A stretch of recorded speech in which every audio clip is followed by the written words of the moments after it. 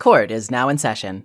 A lot of people came to my channel from my discussions surrounding the Danganronpa series of games, but before there was ever a Hope's Peak Academy, a super high school level, or a Monokuma, there was a foundational series of adventure game visual novel hybrids which defined this very style of sleuthing, contradiction finding, and finger pointing. Of course, we're talking about the Ace Attorney series, an eclectic anime-styled courtroom drama set in a bizarro world with bizarro characters. The series has enjoyed plenty of games and other associated media, but today we're going to be talking about the entry that started the whole thing, the very first game in the Ace Attorney series. It has quite the history, ranging from its initial ambitions on Game Boy Color, to its incredibly small development team, to its lasting legacy with a myriad of ports and adaptations. Suffice to say, Phoenix Wright started humbly, and then he turned it all around, just like he always does. But whether or not you're a connoisseur of the series or a first-timer who checked the court record and elected to ignore that spoiler warning, we're all headed to the same place. This retrospective, as always, will be part necessary recap, part review, and part reminiscence. I'll talk about my experiences with the game, while also offering my analysis of its plot, characters, and themes, as well as squaring away exactly how well I think all of these things have aged and whether they're worth your time today, even though it's been over 20 years since this game's initial release. With that all said, we've got little time to spare. The defense is ready, and what's on the docket for today's discussion? It's Phoenix Wright, Ace Attorney.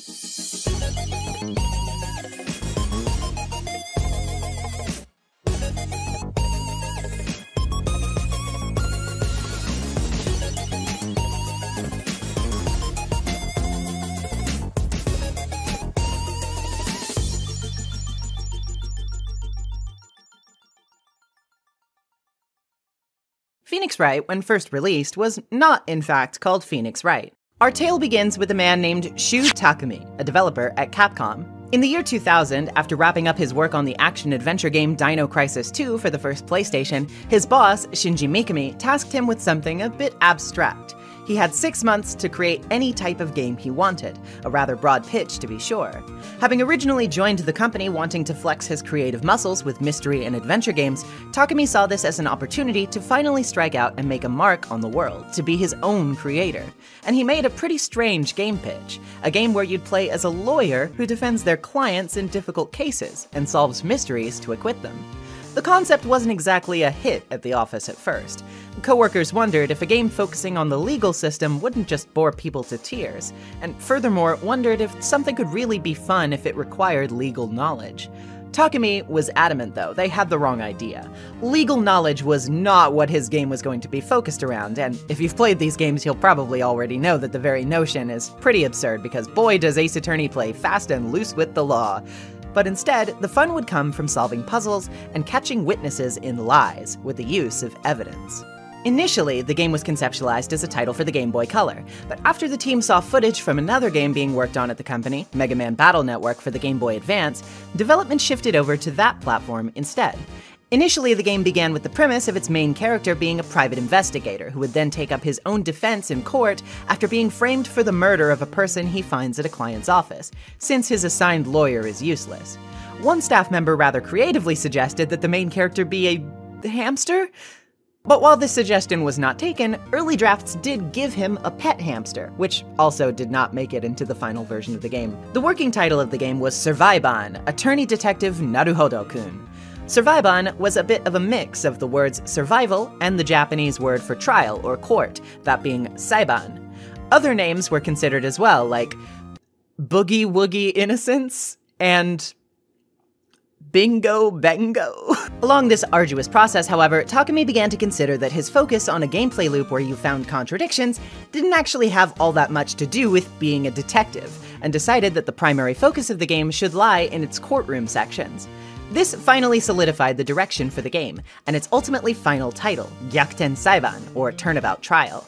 This troubled development wasn't out of the woods yet, however, as the team of only 7 people shrunk by 2 when they left the company. The game was fortunately carried the rest of the way by 2 members of the Resident Evil dev team, who worked part-time upon request from Takumi's division leader and team member Inaba. Takumi wanted to design the game to be intentionally simple enough for, quote, even his mother to play. Given that professional voice actors were more rarely used in games at that time, and the project already had something of a shoestring budget, the game's voice clips were provided by members of the game's own team, even though there were not any plans to include them initially. Takumi would provide his own voice for the main character Phoenix Wright, while artist Tatsuro Iwamoto would voice the rival character Miles Edgeworth, and the composer of the game's music, Masakazu Sugimori, would voice the game's final antagonist, Manfred von Karma. Inspired by the mystery author Edogawa Rampo, particularly his story The Psychological Test, which itself features a contradictory testimony which unravels a crime, and the works of Shinichi Hoshi, Takumi would set out to write the game, wanting to apply what he had learned by planting various clues throughout, then pull them together for a big, conclusive ending. Multiple endings were never in Takumi's mind at this stage, as his focus was more on a linear story that was well considered and thematically consistent from the very start. Initially, in his first draft, the story would begin with what would become the final game's second case, but as it featured a rather lengthy investigation before the core courtroom gameplay, he decided to write a different case to kick off the proceedings, a tutorial case known as the First Turnabout. I've also heard a lot of people over time claim that the series is intentionally a satire of the Japanese legal system, but honestly, as compelling as I'm sure that hypothetically sounds, I could find nothing to suggest this in terms of direct evidence. Takumi has never claimed this, and I think he even said once or twice that he hoped not to offend anyone in legal professions with his writing. I think this probably comes from the popular understanding that Japan's conviction rate is so high. It's literally like 99%, so naturally, I think from that cultural standpoint, a defense attorney protagonist will necessarily be seen as an underdog. But that said as well, people really tend to act like they understand the Japanese legal system from this alone, and I would not make that same claim. I literally researched it for hours to try to wrap my head around whether a claim of satire was appropriate, even in the sense that Takumi could have done so subconsciously or because of pop culture, but generally speaking, I just think it's way too broad for someone without the lived experience to speak on casually. I'm just not gonna get into all of that because I am far out of my lane in regards to it. I just don't think the funny lawyer game is as deliberately satire as some people claim. Fandom myths are fun. Anywho, Gyakuten Saiban was initially released on Game Boy Advance on October 12, 2001. It was a modest success, with 62,169 copies sold that year. Though for the time it would remain Japanese exclusive for reasons Takumi would recount in an interview with him in 2017, saying the following. When I was in the middle of making the first game, I remember thinking to myself, I shouldn't create any plot points or puzzles based entirely around Japanese-only language tricks, just in case we make an overseas version. But when we finished making the first game, I remember asking the producer at the time, Mr. Mikami, so, are we making an overseas version? To which he replied, of course not, no way. So that's when I stopped trying to hold back and freely used whatever tricks I wanted when making the second and third games. Oops! While we'll be getting into the development of later titles when we discuss them in future videos, for now we'll just put it briefly by saying that the series continued to be an unexpected success, with 2 more Game Boy Advance entries released in the next several years. Finally, the time had come by the release of the third game for Takumi to reconsider Mikami's words. But the hot new Nintendo DS was right around the corner. In an effort to appeal more to the American market, the game's localization began work as a simultaneously enhanced port for the DS. But what of the loyal Japanese fans who had bought all of the games until now? Would excluding them from the customer pool for this new port not be a betrayal? Takumi considered this, and the plans were shaken up. The DS versions, previously only meant to feature slightly enhanced graphics, music, and an English localization, would now include a brand new episode which took advantage of the DS's touchscreen and microphone capabilities.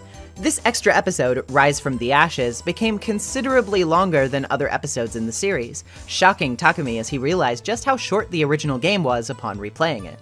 Finally, after much waiting, the English version of the game, bonus case and all, was released for Nintendo DS on October 12, 2005, the series' 4th year anniversary. Development and implementation of all the new content, plus the localization, meant that the port's dev time ended up being just as long as developing a brand new game from scratch. Subsequent ports would arrive on WiiWare and mobile phones in 2009, Nintendo 3DS in 2014, and finally on modern consoles as part of the Ace Attorney Trilogy release in 2019. In Japan, the port would be titled Gyakuten Saiban, Yomigairu Gyakuten, or Turnabout Trial, Turnabout Rebirth, to distinguish it from the GBA version, while we in English-speaking countries would receive it as Phoenix Wright, Ace Attorney. And this is where I come along. As a kid, I received this game shortly after Trials and Tribulations, the 3rd game in the series, was released in English. At the time, I was in elementary school, about 4th or 5th grade to be exact. My brother had given me a very legal means to play a ton of games on my newly acquired DS, and since I had so much at my fingertips, it was only natural I'd want to give everything at least a cursory whirl, right? This led me to pick up games that I had no idea whether I'd even have any interest in, just to see if they stuck. When I first saw the title, I thought to myself that it was kind of quaint. I mean, who would want to play a video game where you're an attorney, I thought, with an almost smug sense of morbid curiosity. I decided to try it, thinking it would be something I could laugh at if nothing else. What I didn't know then, that I would find out briefly, is that the law had never been so exciting before. And now, finally, our court record fit to burst, we can begin discussing the game itself. Please, Mr. Wright, is Harm the best response you can muster up? We were great together! We were Romeo and Juliet, Cleopatra and Mark Antony! Why did I become a lawyer in the first place? Because someone has to look out for the people who have no one on their side. Amateurs. Listen to me, Mr. Wright. In the courtroom, evidence is everything. Without it, you have nothing. You are nothing. Please furnish me with the title of your personage. You spiky-haired cretin! Nick, I'm hungry. You just had a burger. Yeah, but I have a separate stomach for sweets. This photo is worth 1,000 words, and they all read guilty. I can tell you're grasping, yet I cannot deny the possibility of what you say. My sister's trial is tomorrow. I'll never kill anyone again, sir! You've got to believe me, sir! When there's gunshots, there's bound to be bullets. I'll have your badge, boy! Yes, well, before that...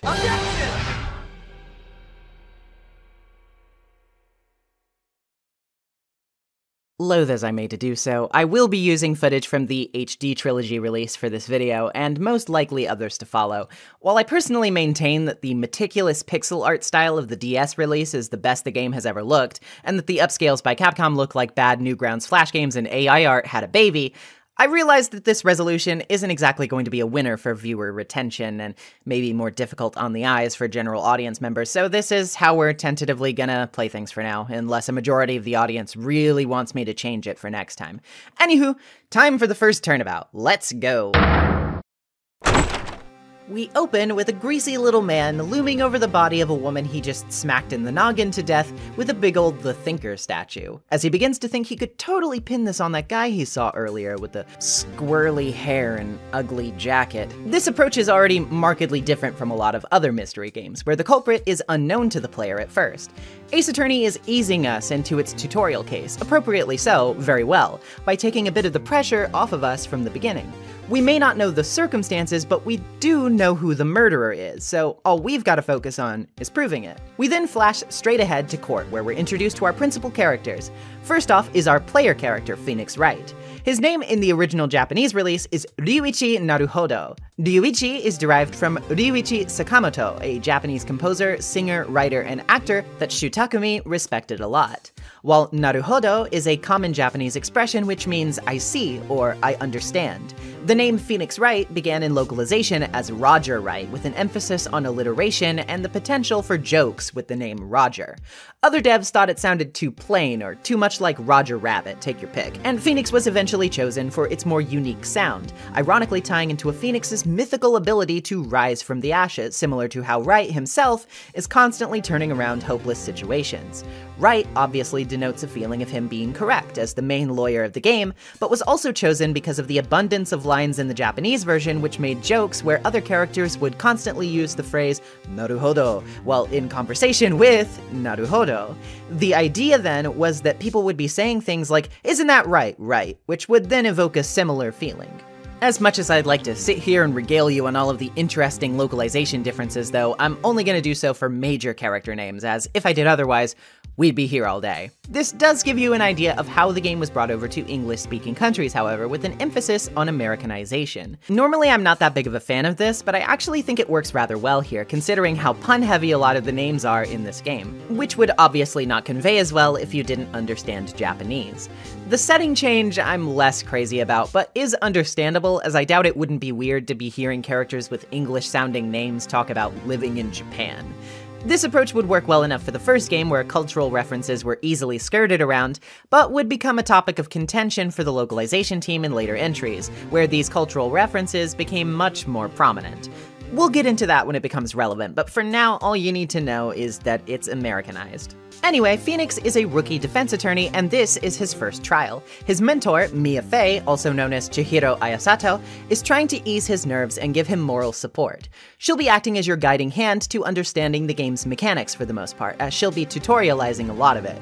The defendant is a friend of Phoenix, and part of the reason he became a lawyer in the first place, a man named Larry Butts, or Masashi Yahari. He's a good-natured dude, but not exactly the brightest, and he always gets himself into bad situations. Phoenix remarks that in school they always had a saying that when something smells, it's usually the Butts. This is because his Japanese name, Yahari, means I knew it, or of course, with the original school phrase being when something happens, of course, it's Yahari. Larry is pretty convinced he's gonna go to the slammer for this, and why wouldn't he? He's been framed for the murder of his girlfriend, Cindy Stone, who was found dead in her apartment due to blunt force trauma using a statue of the thinker that Larry himself made. We can't let him go to jail for a crime he didn't commit though, so we move on to the first courtroom section.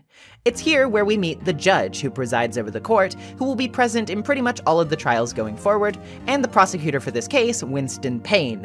While his name pun is pretty obvious in English, it's actually pretty funnily obvious in Japanese too, as his name there is Takefumi Auchi. While Takefumi has no bearing, simply being the name of a staff member's dentist, apparently, Auchi is chosen for its resemblance to the English word ouch! Here, we're run through a bit of tutorializing, which acclimates us both to the game's mechanics and some of the lawyerly terminology we'll be expected to keep in mind throughout, like defendant and etc. We're told how to access our court record, the place where our evidence and profiles are kept, so that we can name specific individuals related to the case and ascertain the cause of death from the autopsy report. Once the judge is convinced we've got it down pat, the prosecution calls Larry to the stand, with rather disastrous results. Payne reveals Cindy had a variety of sugar daddies and was overseas in Paris, with one of them directly prior to returning home and being murdered. With her passport and the court record, Payne calls his witness, a man named Frank Sawit. Wow, really on the nose there. Frank isn't just an evidence suck-up and newspaper subscription salesman, though. He's also the guy we saw in the intro. Right away we know he's full of it, and he's the guy we should be focusing our accusations on. He gives his testimony, which allows us to get a hold of the primary gameplay feature, that being testimonies and cross-examinations. The testimony is simply where we sit and listen to the witness's words and try to wrap our head around what they're saying, and if there's any inconsistencies that lie within it, juxtaposed against our court record. In the cross-examination, we're then given an opportunity to call them out on any of those inconsistencies with a well-timed objection! Frank's first slip is pretty simple, saying he found the body at 1 p.m. when the autopsy lists the time of death as 4. But it's here where I really started to realize the game was special. Realizing his slip-up made me eager to point it out, and the brilliant sound design of the abrupt objection, the stop of the music, and the beginning of the ever-invigorating objection theme music made me feel really smart as a kid, and Sawit's instant reaction of nervousness is excellent player feedback. Lies always beget more lies too, according to Mia, and seeing as how his testimony is starting to unravel, that holds pretty true. Earlier in the testimony, Payne told us that the witness didn't use the phone in the apartment to reach the police because there was an apartment-wide blackout at the time, yet here Sawit is saying he must have heard the time from a taped program the victim was watching. Pointing this out gets you another rewrite of history, where Sawit claims he saw the time from a table clock in the apartment, which he claims was the murder weapon. Of course, the murder weapon was a statue, as Phoenix points out, but not so fast. According to Payne, it actually is a clock. You just twist the head and it says the time. But this can only lead us to one obvious conclusion. Sawit could only have known this if he held the clock in his hands, which implicates him as the true killer. Breaking down and throwing his toupee in your face, Sawit has one final defense to save his hide. You can't prove that the clock was slow on the day of the murder, so therefore you have nothing to nail him down with. Phoenix nearly gives up, but Mia asks him to think outside of the box, advice that will follow us further and further into the game. Don't think of when the clock was slow, but why it was slow. That passport tells us all we need to know. It would have had to be slow because she had just returned from Paris, meaning that the clock was actually 9 hours fast, now and on the day of the murder. Defeated, Sawit foams at the mouth and passes out, and Larry Butts is officially declared not guilty. We learn that Sawit was actually a burglar who let himself into the room while the victim was out, but once he was stumbled upon, he hastily did the deed in an attempt to shut her up. And this is what resulted from all of that. Despite the congratulations you receive from Mia, though, Larry doesn't actually seem too happy. Not only is his girlfriend dead, but she was cheating on him too? He's pretty unconvinced that she even cared for him in the first place, but Mia isn't so sure, and asks you to show him something that could prove otherwise, our first instance of presenting evidence outside of court, which is something we'll be doing quite a bit of later. The evidence is, of course, the clock statue itself. It's a pretty heavy clock, and Larry made two, one for himself and one for her. She could have brought any old clock on her trip, but she lugged this thing to Paris, Phoenix says, because she must have cared about him to some extent. Giving his own clock to Mia as a gift, Larry disappears happily, though his payment status is in question. Mia regales us with some important thematically resonant words. Things change depending on how you look at them. People, too. Promising to tell Mia more about his relationship with Larry and how that inspired him to take up attorneying, Phoenix has wrapped his first case, but a tense narration warns us that this promise would not be so easily kept. This case isn't exactly the most sprawling or epic in terms of story, nor complex in the way of difficulty, but it doesn't really need to be. This case exists to set things up, and it does so pretty expertly and concisely. The runtime is short and sweet, it tells you how to navigate the courtroom sections, the main part of the gameplay, and it gives you a sweet taste of the thrill of finding contradictions in witness testimonies, the main source of fun that Takumi wanted the audience to gravitate towards. It does that excellently. Sawit is a goofy, easy to take down, but entertaining first villain, and already we can see the charm of the main cast, and our POV character, Mr. Bluff Your Way to Victory himself. Mia is also an entertaining straight man who lays out the mechanics well, and provides us with a bit of intrigue in the form of the episode's cliffhanger. She also gives us a starting point from which to view Phoenix's skill as well as his principles, and her words will linger large throughout the rest of the series, as a benchmark for its thematic aspirations.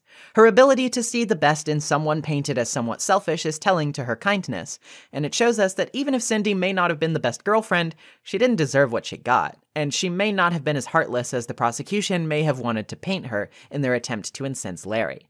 But as heartwarming as this all is, Mia is about to break our heart soon as we head into the second episode, Turnabout Sisters.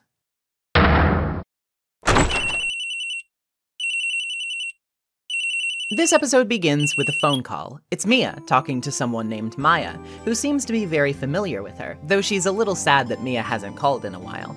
Mia asks Maya to watch after a piece of evidence for her, and it's the thinker clock that we're familiar with. The clock isn't working right now though, according to her, as it had its clockwork removed in favor of storing some papers for something upcoming. She promises a meeting with Maya later that night, where she should come to Mia's office and they can go have dinner with Phoenix afterward. The call ends, but Mia is confronted by someone else later that night. This mysterious stranger demands Mia return what's theirs, and though she claims at first not to know what they mean, they clarify that the papers that they're looking for must have been swallowed by that thinker clock. Mia laments that she wasn't more careful before said stranger demands her eternal silence, and in a flash, murders her with the clock, the very same way Cindy Stone was. Before the scene fades, we get a glimpse of the killer, and some foreboding words, red, white, blue, before Mia collapses. Upon arriving slightly late to the office, Phoenix smells blood and happens upon the scene. There, he sees an unfamiliar girl sobbing over Mia's lifeless corpse. Given our first chance to investigate, we find a few things nearby. A broken light stand, the thinker statue, and a note with bloody writing that says, Maya. Also out the window, a screaming woman at the hotel across the way has called the police and is looking right at us. Not very good. This is our first taste of out-of-trial gameplay, where we can move to different locations, examine evidence, and talk to characters. To start off, we should probably talk to this girl, who confirms her name is indeed Maya, or originally Mayoi Ayasato, which concerns her quite a bit when she sees her name on the receipt. Maya is Mia's little sister, and Mia was already dead when she got here, but that doesn't stop the police from bringing her in for questioning, headed by the detective Dick Gumshoe, or Keisuke Itonokogiri. Moving to the detention center in the morning, Phoenix is determined to help the now alone Maya, but first we should hear what she has to say. On the day of the crime, Maya got a call from Mia asking her to store some evidence, a conversation which should be stored on her confiscated cell phone, and she claims to be a spirit medium in training, thus explaining her outfit. Apparently, the whole Faye family is heavily associated with the practice, and Mia was a skilled spirit medium before moving down the mountain to pursue her career in law, something Phoenix had no idea about until now. Though Phoenix is determined to help, Maya asks you first to give a memo to a lawyer her sister recommended if she ever needed help, Marvin Grossberg, and Phoenix promises to at least give him a shot. Back at the office, you'll run into Detective Gumshoe, where you can get Mia's autopsy report claiming she was killed instantly via blunt force trauma to the head. He also warns you that the prosecutor for this case will be the notoriously ruthless and crime-hating Miles Edgeworth, or Udeiji Mitsurugi, so you should probably be ready to throw in the towel now if you insist on representing Maya. Nevertheless, a bit of clever thinking can net you Maya's cell phone, Phoenix claiming that her Steel Samurai phone strap is a collector's item that she's worried will get lost down at the precinct. He's already checked all the outgoing calls, so he thinks he has no more use for it and gives it to you, unaware of the recording stored on it. He also lets slip that the witness from the previous night is staying at the Gatewater Hotel, so we can head on over to have a chat. The woman is one April May, a wannabe saucy minx who is dangerously pink. Phoenix doesn't take well to her provocations, but just as well because she has very little she's actually willing to disclose. She does have a screwdriver mysteriously sticking out of her drawer, but trying to check it will get you chased off, meaning that we'll have to come back later if we want to see what Miss May is trying to hide. Visiting the law offices of one Marvin Grossberg unfortunately doesn't yield much headway either, though, as nearly instantly upon arriving he hears Maya's name and refuses to represent her. Something seems fishy, especially considering that he readily admits Mia was an apprentice of his. But aside from telling us about this cherished painting of his that he has no intention of selling, he has little else he's willing to tell us, so we have to go deliver the bad news to Maya. Obviously, she feels pretty abandoned at this point. Maya's father died when she was very young, and her mother disappeared. Apparently, she was involved in a police investigation some 15 years back, where she was tapped to secretly spiritually channel the dead spirit of a murder victim to ask him who killed him. This unfortunately led to a wrongful accusation, however, and somebody found out about this, leaking it to the press and humiliating Maya's mother and the police both, leading the former to go into hiding as her life was destroyed. Maya doesn't know who the leaker was, but she claims that Mia always used the name White when mentioning him, with part of her motivation for going into law evidently being to get revenge on him. Finally, though, with no other options, Maya accepts Phoenix's representation, and our investigation starts again in earnest.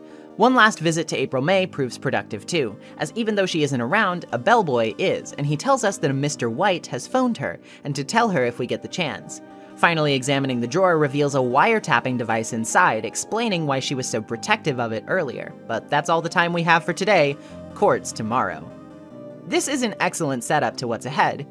We may not have gotten that much of a chance to know Mia deeply as a character, but it's definitely pretty heart-wrenching to see her die nevertheless. On top of that, Maya is instantly sympathetic, and the things she tells us about her family aren't just revelatory, they're heartbreaking, and only serve to motivate us to help her more. Again, though we haven't met who appears to be the murderer yet, we're given a bit of ease in how to approach all of this, having been shown his face to begin with. This again lets us focus on the gameplay a bit more, which is nice, because the leeway cushions the transition from purely courtroom gameplay to exploration and evidence gathering.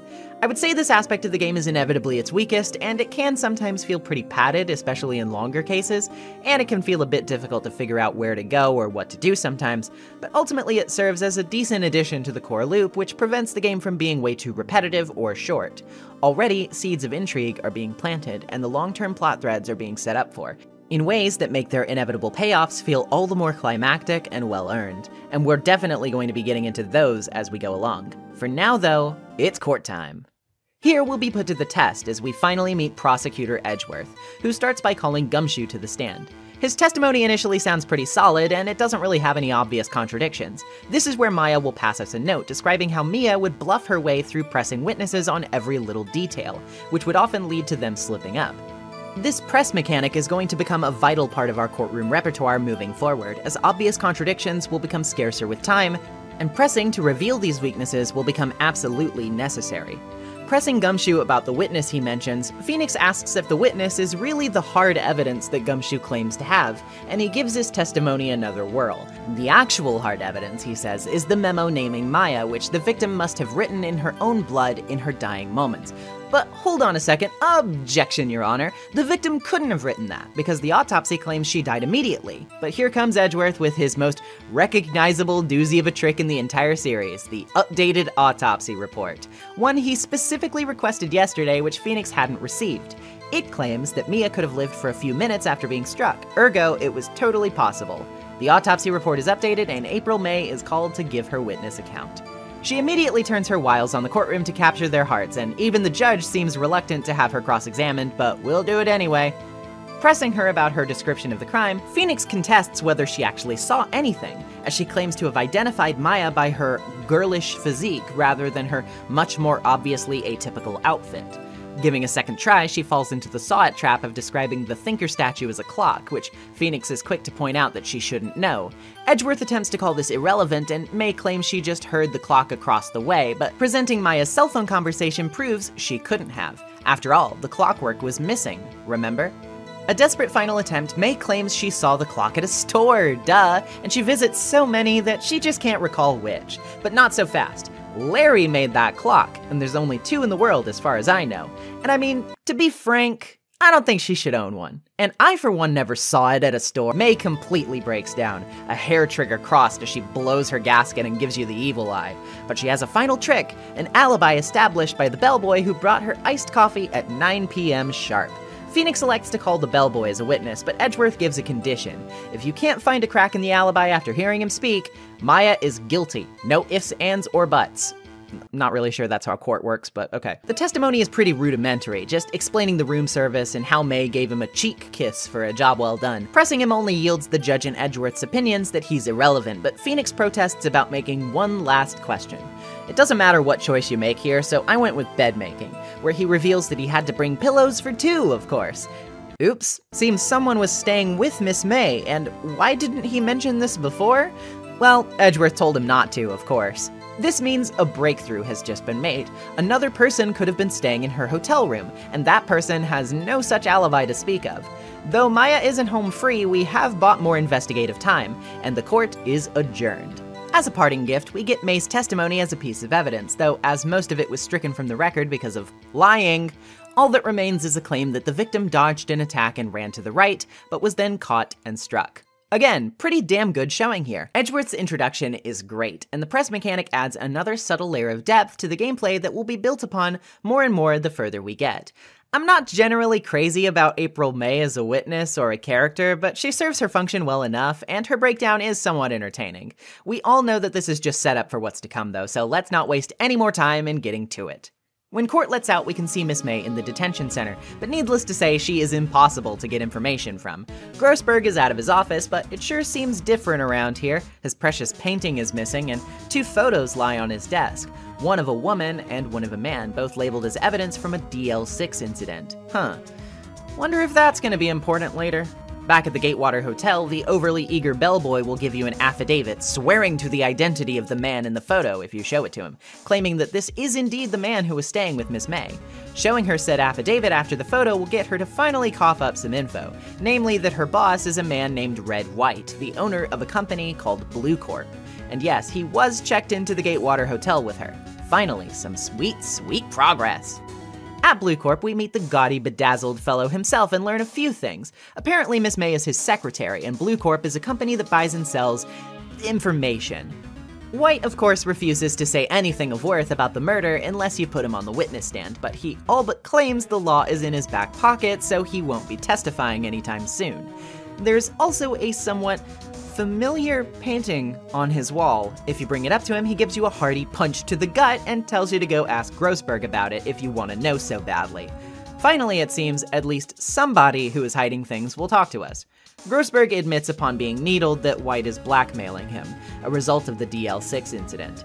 It seems the woman in the photo was in fact Misty Fey, the mother of Mia and Maya, who was tapped to channel a spirit for the police, and DL6 was the crime in question.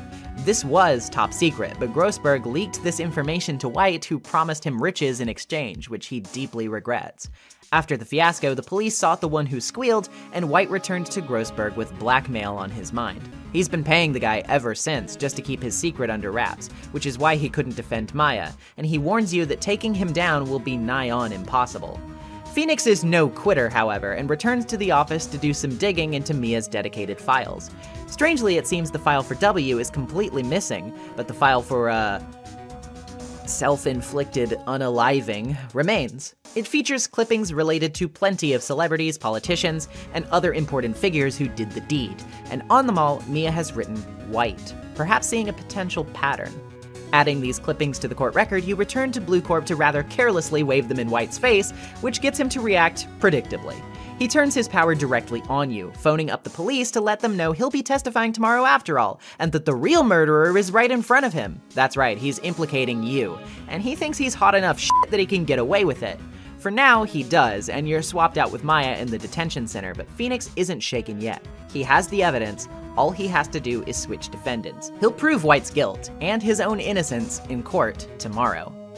Ah, the true killer at last, and what is there to say about Red White? Well, he's instantly hateable, I'll at least give him that. They do a pretty good job of building up his influence and the way he's ruined the lives of so many people up until now, which is definitely strong motivation to want to take him down. I find him a bit disappointing in the way of actual personality, though. He's cartoonishly glitzy and self-obsessed, and while the gag of him inventing overly complicated words to sound smarter does gel with his general self-important billionaire persona, it does little to make him legitimately intimidating. These kinds of jerks rarely are in real life, content to project an unearned guise of it because of their petulance, but White is supposed to at the very least be somewhat intimidating, I assume, given his position. I should be stoked to tear down an egomaniacal rich dude who callously ruins the lives of others for his own personal gain, but he's just a bit too obviously pathetic and stupid for me to feel very challenged by him at the moment, and to be honest, the trial doesn't do much to assuage this feeling for me. Well, Edgeworth at least doesn't seem to like him much more, I guess. He can barely get the guy to state his name and profession. When he does start testifying, though, he predictably makes up some BS. He tells a similar story to Miss May, but says it was Phoenix chasing down Mia. When you press him on that, he gets a bit more granular, saying she ran to the left, which is an in for a contradiction, using Miss May's testimony that claims she saw Mia run in the opposite direction. This seems to genuinely confuse him, though, and Phoenix is able to chalk this up pretty quickly. He did see what he thought he saw, it was just that he was in the Fay & Co. law offices at the scene of the crime when he did. He tries to course correct, but he overdoes it, claiming she ran both ways and incurred 2 blows for her trouble, which is easily disproved through the autopsy, which specifies a single fatal wound. He claims next that she actually dodged the first strike, but during the same testimony he claims he heard that thing fall in the office. He's referring to the broken glass light stand, which he of course couldn't have seen through the window at the hotel given his POV. This seems like the nail in his coffin until Edgeworth offers him an out by suggesting he take the fall for the wiretapping instead of the murder, giving him the chance to pretend he saw the stand at an earlier date. With some reluctance he does just that, and Phoenix seems down and out. Suddenly he hears a familiar voice, and at the shock of seeing his own dead boss, he passes out. In the lobby, he nearly passes out again when he sees her, but he finally realizes what's going on. Mia's spirit is actually being channeled by Maya, who was finally able to cross the threshold and perform a successful channeling because of the emotional distress of watching Phoenix nearly give up. Mia tells us that we already have what we need to finish White off, and tells Phoenix to look at the back of the bloody receipt, which was obviously drawn on by White himself to frame Maya with. The receipt is for the light stand, purchased the day before the murder, thus rendering White's claim that he saw it a week ago as a damning lie. Finally, back in court, when faced with this and a list of names that Mia gives you to read aloud for the jury, White crumbles. He admits to bludgeoning Mia, and you get your hard-earned not guilty. Mia asks Phoenix to come into the office later, where you meet up with Maya. She reveals that Mia left her a note telling her to take care of Phoenix, and she reveals that she'll be your new assistant at the newly christened Wright & Co. law offices. With an iconic gaming duo cemented and Mia's spirit watching over you, Turnabout Sisters finally comes to a close. And hey, that was pretty okay, I guess. For a second case, it's almost as much tutorial as the last one was, because it has even more mechanics to set up, and to its credit, it does that pretty well. The difficulty does ramp up a bit, and it does so gradually enough to still feel remarkably manageable. The final showdown with White, however, is nearly just as disappointing as his character is for me in general. Despite his sway and his powerful ties, once he's actually on the witness stand, he's hopelessly clumsy and puts his foot in his mouth even faster than his assistant did. The final hump of the case, the light stand receipt, feels very forced specifically so that the concept of Mia being channeled can be introduced, as I have no idea why Phoenix wouldn't think to flip over a piece of paper. I don't necessarily dislike the concept of spirit channeling, by the way, and I think it gets utilized in some truly incredible ways later down the line, but this particular instance is also super underwhelming. It definitely feels like a utilization that's reliant on needing to introduce the concept, rather than thinking of a good reason for it to be introduced here, if that makes sense. The problem is not so large that it requires Mia's help, and so the fact that Phoenix needs her to solve the case ends up feeling pretty silly and makes him seem dumber for it all. I am glad on some principle that Mia got to sink her own killer, though, especially given that he played such a large role in the motivation for her career, and did what he did to the Faye family. Still, I'd have liked a villain of such significance to not be such an easily dismantled clown show, but we can't win them all, I guess. At least we got Maya out of this, though we won't be seeing her character truly evolve into the Maya we know and love until the next case. We've also been given some staple characters we'll grow to love even more as the story progresses, namely Edgeworth and Gumshoe. They may not be at their best here, but they've got plenty to wax about later, so I'll save it for then. The bits of lore we've been drip-fed here are also expertly planted. The fact that we're introduced this early on to the circumstances surrounding Misty Faye, the channeling technique, and the DL6 incident is fantastic foresight into story setup, which Takumi will display his mastery of as the games progress. For now, though, we've got to take a diversion into a territory you're all probably somewhat familiar with. A little phenomenon known in games like this as third case syndrome. Heyo, it's Turnabout Samurai time!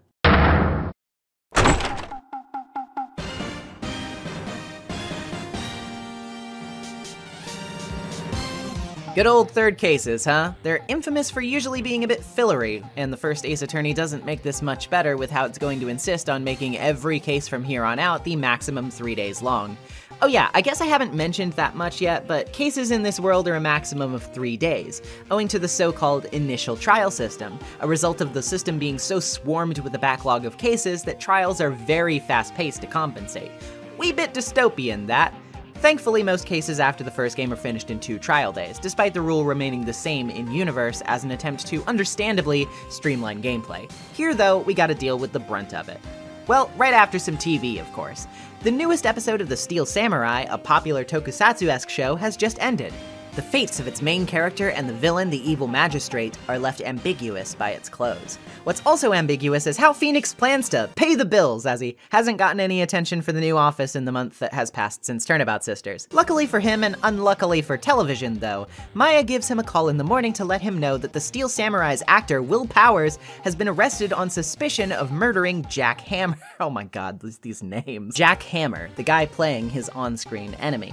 Trouble is brewing down at Global Studios, and this is our ticket to the spotlight of lawyerdom. Well, and Maya is a super fan of the show, so we might as well do it to appease her, right? This is the first time we really start to get a better sense of her personality when she's not on trial for murder. She's bubbly, snarky, and loves to eat, namely burgers or ramen, depending on who you're asking and where they're from. She's constantly snarking with Phoenix, who she's taken to calling Nick like Larry does, and their back and forth comedic banter is pretty much the heart of the original trilogy. A fun fact about me, I had a huge crush on Maya when I played these games as a kid, and she remains one of my favorite characters from the entire franchise to this day. She's just so charming, and she always effortlessly brings a smile to my face. Speaking of sweethearts, though, Will Powers is down in the detention center, and despite his intimidating exterior, the guy's a big teddy bear, honestly. It's obvious he didn't kill Jack, and in fact, all he does recall doing that day is an action scene in the morning with the rehearsal planned for 5. After the run-through, he took a long nap, and when he awoke, his co-star was already dead in Studio One, wearing his costume with a samurai spear rammed through his chest. Visiting the studio won't give us much to go on at first, though. The security officer is an old irritable woman named Wendy Oldbag, who is pretty certain of Powers' guilt, seeing as he's the only person she saw pass through between 1 p.m. and 2:30, the time of the murder. She's much more partial to Jack Hammer himself anyway, saying he used to be a much bigger star until an accident during filming 5 years ago. Now he's been reduced to playing a villain on children's shows for peanuts, she says. But despite being willing to gossip, she's not letting us in. We'll need something to sway her with.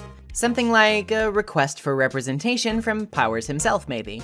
Yeah, that seems to do the trick. Outside the studios, we also find Gumshoe, who seems a bit ragged. We get the autopsy report from him, and he tells us about photographic evidence that apparently implicates Powers, taken automatically by the gate cam here that snaps a photo when someone passes this way. Oldbag confirms the photo's existence, and that being the reason for her suspicion, clarifying that all of the camera data goes to the computer in her guard station.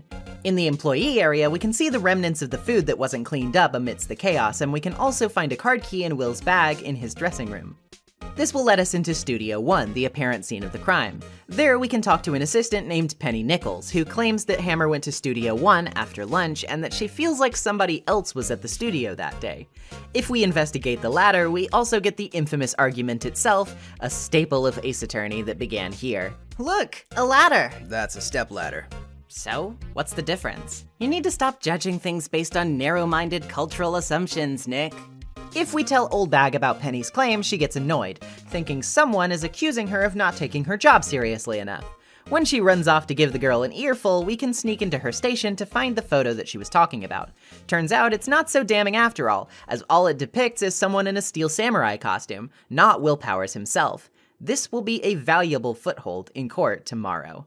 The setup so far is pretty decent, but it definitely does feel a little fillery, at least right now. Glad to give Phoenix and Maya an opportunity to let loose and become the iconic duo they are though, of course. And the Steel Samurai franchise in universe does actually remain relatively important throughout the series, so it's not as if I'm opposed to its introduction here. Will is a sweet enough guy that defending him seems a natural fit, but I'm not totally invested in his story quite yet. The other side characters can also be a bit hit or miss so far too. Oldbag is decently funny in my opinion. I'm not totally annoyed by her like some others are, but she can certainly hinder you if you don't know how to navigate around her at first, which I assume would definitely irritate some. Penny is sweet, but similar to Powers, there's not much that genuinely compels me about her at the moment. At least it was nice to see Gumshoe again though. He is kinda growing on me as he relaxes and becomes a bit more conversational. Well hey, maybe steam will pick up in the trial, huh? Court day begins with a brief rundown of the crime from Gumshoe. In the morning, Jack Hammer, Will Powers, and Penny Nichols were in the employee area until noon. After some lunch, Hammer headed to Studio 1, while Will stayed behind to nap. At 1 p.m., Oldbag arrived at her post. At 5, the production staff went to Studio 1 for a scheduled rehearsal, but found the victim's body. The time of death was 2:30 p.m., and he had the samurai spear prop lodged in his chest. Once this recap is over, Oldbag arrives to testify. She tells us all about Powers passing by her at around 2, but obviously the photo can contradict her statement. How does she know that it was Powers in the costume? Well, she claims it was because Powers tripped and fell during his action scene rehearsal, spraining his ankle, meaning the person in the photo must be Powers because he's dragging his leg. Pressing her also reveals the fact that the spear was broken during this tumble and had to be duct taped. The judge asks about the costume's whereabouts, but apparently no one has been able to find it. Anyhow, despite Oldbag's claim that no one else could have passed, a closer look at the photo shows that it's labeled photo number 2 by the computer. So what was photo number 1, and how come it's not here? Oldbag claims it was a grade school fanboy who snuck into the studios, which means he clearly can't be the culprit. The judge calls a recess to think about all this, and Maya and Powers can't think of anything. Our best shot to extend the trial to another day is by temporarily pursuing a culprit, whether they're actually guilty or not. Back in the court, we can accuse Oldbag of the murder by bringing up her lack of alibi, the fact that she saw Powers' injury when she went to watch the rehearsal, and the fact that she could have stolen both the costume and keycard from Powers' room at that time. Unhappy to be implicated, Oldbag admits that there were other people at the studio that day, suits that she was told to keep quiet about, but will no longer do so if it means she's going to get thrown under the bus for their sake. Now we know that the director and producer were present at the Studio 2 trailer and that the director was at the rehearsal as well. We've netted ourselves another day. Time to make the most of it. This is a decent enough court section. It becomes pretty obvious that this is all a bit of fluff to stretch out the episode, though. Oldbag is a pretty funny witness, and the fact that she's so difficult to make cooperate is hilarious, especially when it tests Edgeworth's patience. It's very satisfying to see someone get a rise out of him after he's tried so hard to maintain this superior sense of composure up until now. Her creeping on Edgeworth, though, yeah, that's a little less funny to me. Bro, he's like 24. Leave him alone, ma'am. He is a baby compared to you. Well, speaking of babies, it seems Penny's taped up the drain on behalf of Oldbag to keep the kids out. Maya is sympathetic to the plight of would-be 11-year-old leakers, though, and rips off the cardboard when no one is looking to keep the dream alive. We love a gremlin in this house. One of these kids is actually a regular, according to Penny, who says he's always snapping photos. She also mentions how the producer apparently saved the studio at a turbulent time, which is why she's so revered by the higher-ups. In the dressing room, we find the director, a creepy, leet-speaking otaku who goes by the name Salmonella. Honestly, sometimes I want to call this game timeless, but his dialogue has really aged very poorly. He's basically a walking early aughts meme dispenser, which is incredibly awkward now. How long has it been since I've heard somebody say sucksores? I also really want him to stop looking at Maya like that, though it does apparently inspire him to create the Pink Princess. Alright, I guess. Minella says he was in a meeting from noon to 4 on the day of the murder, which seems to be an alibi. He also says the producer is a genius, but scary. Her name is Dee Vasquez, and she was apparently present for this meeting in Studio 2 as well. We can't get into that trailer yet, though. All of a sudden, Oldbag returns, frustrated after the police realized she wouldn't fit the suit very well. She has got nothing to say to us, but we will find the fanboy lurking in the employee area now. He says he saw everything on the day of the murder, but runs away, and Maya finds an empty bottle of sleeping pills on the table near the lunch plates from the other day. While Oldbag is distracted chasing down the boy, we can help ourselves to the trailer key and let ourselves in to investigate a mysterious banging noise inside. There we find the producer, Dee Vasquez, who isn't very talkative. She says she has nothing to contribute until she has in her hands the script for episode 13 of The Steel Samurai, which she tells us we can retrieve from Sal. Sal doesn't know where it is though, so after a bit of sweeping we find it left in his chair in Studio 1. Giving Vasquez the script loosens her lips a little, but what she tells us still isn't very convenient. The path was blocked from Studio 2 to Studio 1 between 2:15 and 4 p.m. because of a monkey statue head which fell over in the wind. Its broken clock sitting at 2:15 proves as much too. The alibi is pretty rock solid it seems, but Maya is ready to bring out the big guns by channeling Mia back at the office. She reminds us of the one lead we have, the boy named Cody Hackins. Back at the studio, Oldbag has given up chasing said boy, but has taken his trading cards hostage. To get them from her, we need to willingly give up access to Studio 1 to allow her to pay her respects, which is genuinely a little sweet. Oldbag is Oldbag, of course, but I like when more comedic characters get humanizing moments like this. Anywho, with the cards in tow, we can present them to Cody in exchange for some information, but he doesn't actually budge. He has more of that card, and he wants a better card if he's really gonna talk. Luckily for us, Penny, in the Studio 2 trailer, collects these cards too, apparently. This is the last one she needs to make a full set, and she'll give us an ultra rare premium for it. With that secured, we can offer it to Cody, who finally coughs up info. Swayed by Mia's charming personality, no doubt, Cody gives her a photo album. Apparently, it's full of final blows the Steel Samurai has landed in live shows, ones he's attended and taken photos of, claiming never to have missed a single one. As for the day of the murder, he says he got to the studio at 2, got lost in the woods for a bit, but then saw the Steel Samurai kill a bad guy with his spear, after which he ran off. This sounds bad for us, but before we can convince Cody to maybe keep a lid on that, Gumshoe swoops in to place Cody into police protection. He will be testifying tomorrow. Whoopsie! We finally have all of our key players in check at least. Some of the shenanigans here are mildly entertaining, but I can't help but feel like this is where the episode really starts to show its desire for padding. Essentially, most of this investigation segment is made up of fetch quests. Go find this person who tells you to bring them this thing from another person. The other person wants this, so you can get it. You need to find that thing, so you can give it to them to get the other thing that you need to give to this person. The actual information we learn here is about as much as we learned on the first day, but it takes so much longer because we have to run back and forth so many times, and that does get a bit tiring. This is still only day 2 as well, which means that after tomorrow's trial we have another investigation and day in court to deal with, so I think it should go without saying by this point that we've been spending a bit too long on this case for how much actual content it has. Oh well, I suppose we'd better refrain from stretching it out anymore by complaining about it, right? Let's get to court. It's Mr. Minella's turn on the stand today, and he starts off by giving us a rundown of his day. He says he skipped lunch because of his meeting, but if we press him on it, he'll admit he ate outside the trailer during a break, despite saying before that the meeting had no breaks. He'll admit to this, but it was just 15 minutes long, according to him. Because of this, and Mr. Monkey's head blocking the path, we can't really make any headway, no pun intended, with this discussion right now. Maybe we'll have a little more progress with Cody's testimony after a recess. The boy recaps a bit of what he told us before. After sneaking through the woods to avoid security and seeing the Steel Samurai fight a bad guy, his description of said fight is awfully vague, and he claims he didn't have his precious camera, the one he takes with him everywhere, at the time. Obviously, this is worth questioning, and Cody doesn't take long to admit he lied about that fact. He had his camera, but his eyes were glued to the action, so he couldn't take a picture, he says. Again, Phoenix questions this. He reckons Cody didn't see the fight while he was finagling with the camera, as he admitted earlier to not knowing quite how to use it very well just yet. Again, he owns up to this, saying he missed the shot. Again, a bit of pressure later, and he backtracks. He got a few shots, but none of them were good, so he erased them. This all leads to a breaking point, as Phoenix reminds him of his photo album of final blows. Why didn't he at least keep one shot if the Steel Samurai won the fight? Well, it's simple. What if the Steel Samurai didn't win? What if he was the victim of the crime? Cody admits it all. It's just as Phoenix says, which leaves us with quite a few questions to answer. As for his motive, we can't be sure yet, but we can speculate a good few things here. Jack Hammer was the one inside the costume, and he knew to limp because he saw Powers' injury. Cody is a bit calmer now that he knows the Steel Samurai he saw was a phony, and he gives us one picture he saved, which doesn't seem to reveal much until we see the big 2 on a studio gate in the frame. Seems the location of the murder was different than we thought. Hammer was actually killed in Studio 2, meaning Mr. Monkey's head blocking the path would present no problem for a would-be murderer, and this opens up everyone in Studio 2 to being potential culprits. We have one last hurdle to our theory before we can be let out of court to investigate for the day, though. Edgeworth wants proof that Jack Hammer stole the Steel Samurai costume.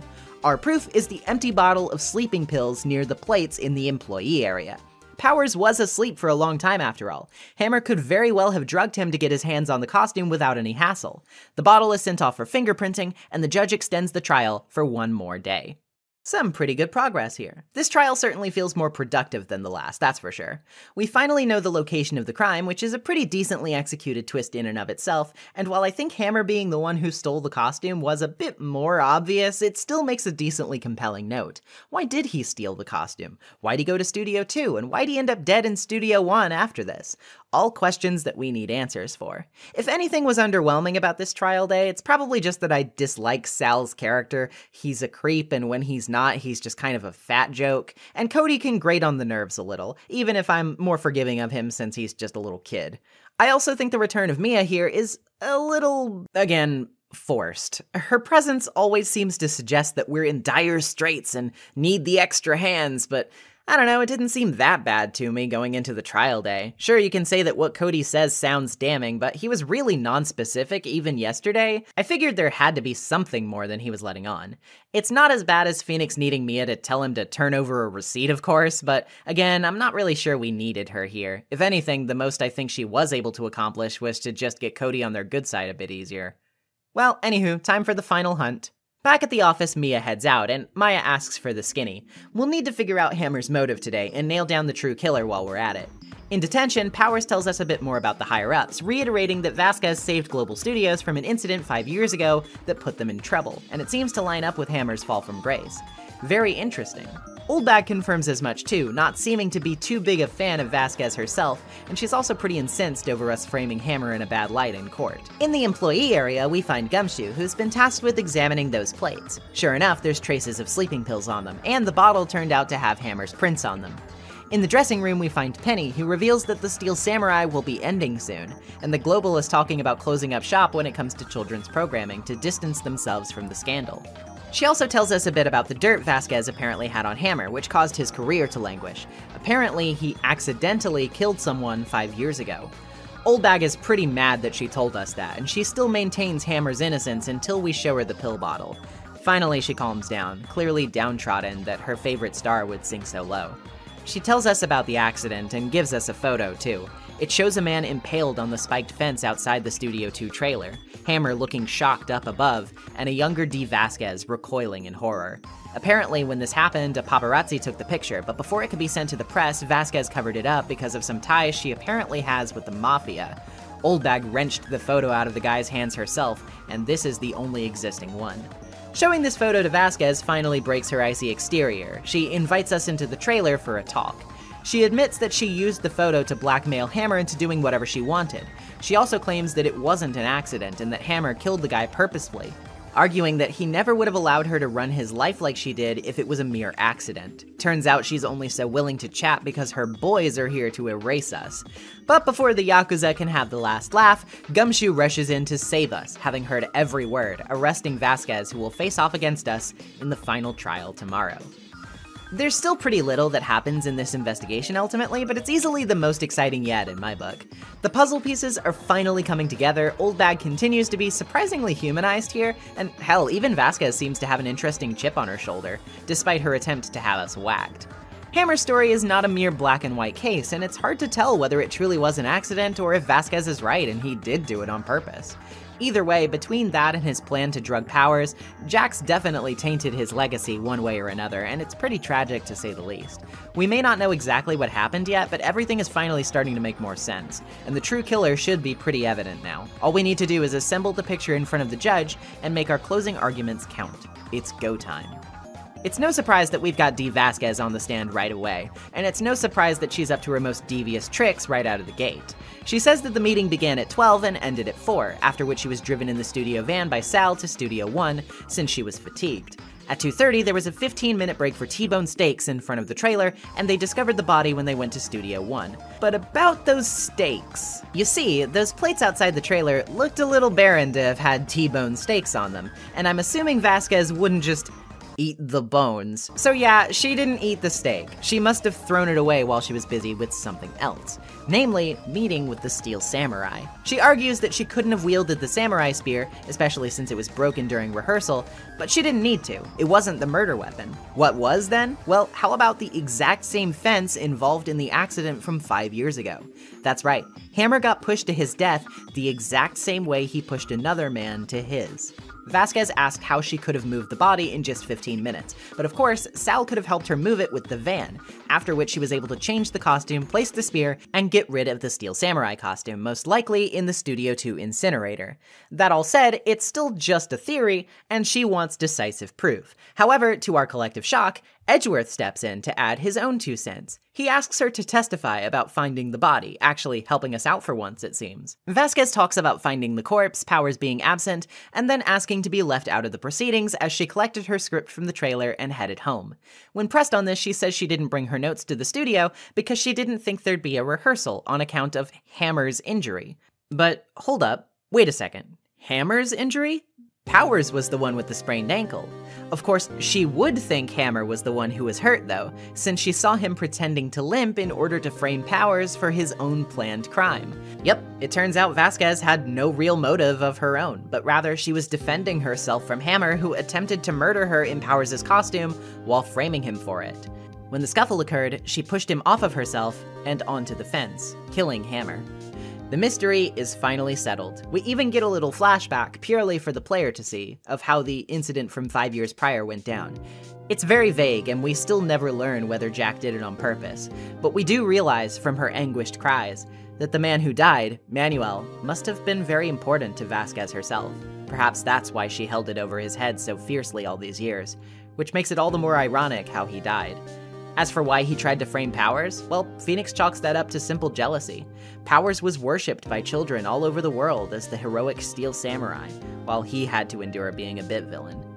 Before we can head out, Edgeworth stops by and gives the audience a pretty startling reveal. He says he never expected to meet Phoenix again in court, and though he was willing to work with us today, it doesn't seem like that will continue on in the future if he has anything to say about it. Rather infamously, he tells Phoenix that he saddled him with unnecessary feelings, which, carry on, buddy, what do you mean by that? Then he warns you to never show your face in front of him again, and takes his tsundere ass home. To finally end us off, Global Studios decides to keep working on kids shows after all, and greenlights The Pink Princess to Maya's delight. Was Sal not arrested for helping with the murder, or? And that's a wrap! Of all the third case syndrome cases in this series, I honestly think this isn't nearly as bad as some others. It's decent for being so self-contained, and it has some nice twists and turns.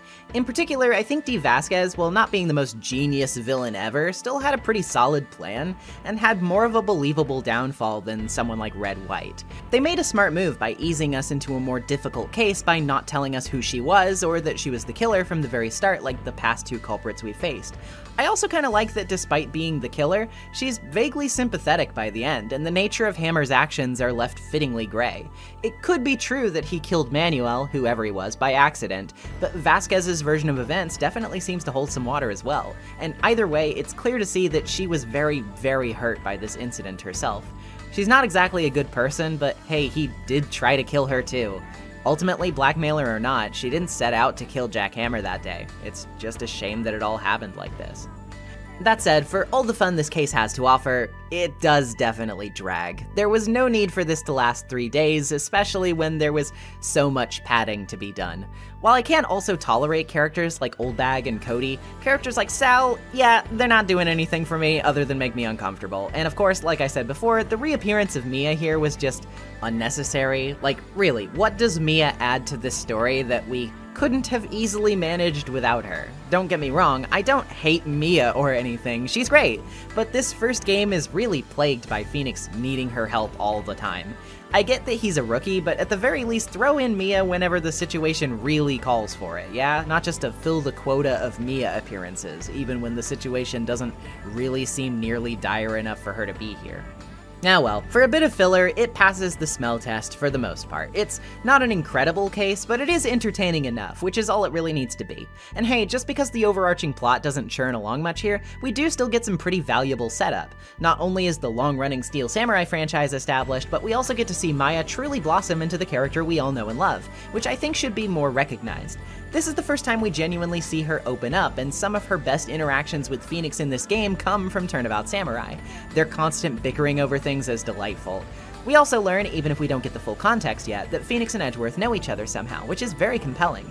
It's pretty cool to see Edgeworth come in clutch like he does at the end of this trial, proving he does have some likable traits after he was kind of a bastard last time. It's also hysterical to see him so flustered by uncooperative or generally annoying witnesses. Heck, even Gumshoe gets a lot more spotlight here, which, can I just say, good. I love how Gumshoe changes over the course of this game, and him saving you and Maya from Vasquez's men is a shining moment in his arc. Overall, Turnabout Samurai has the pacing issues and general disconnectedness that would plague a lot of the lesser filler cases in this series moving forward, but it has just enough substance that I don't really hate to replay it. It may be sort of a low point for me on repeat playthroughs, but it adds to the whole more than it detracts from it in my opinion. That said, if that was the low point, we're quickly coming up on the high point. Fasten your seatbelts, get out your Christmas trees, and open your gift. What's in the box? Why, it's Turnabout Goodbyes.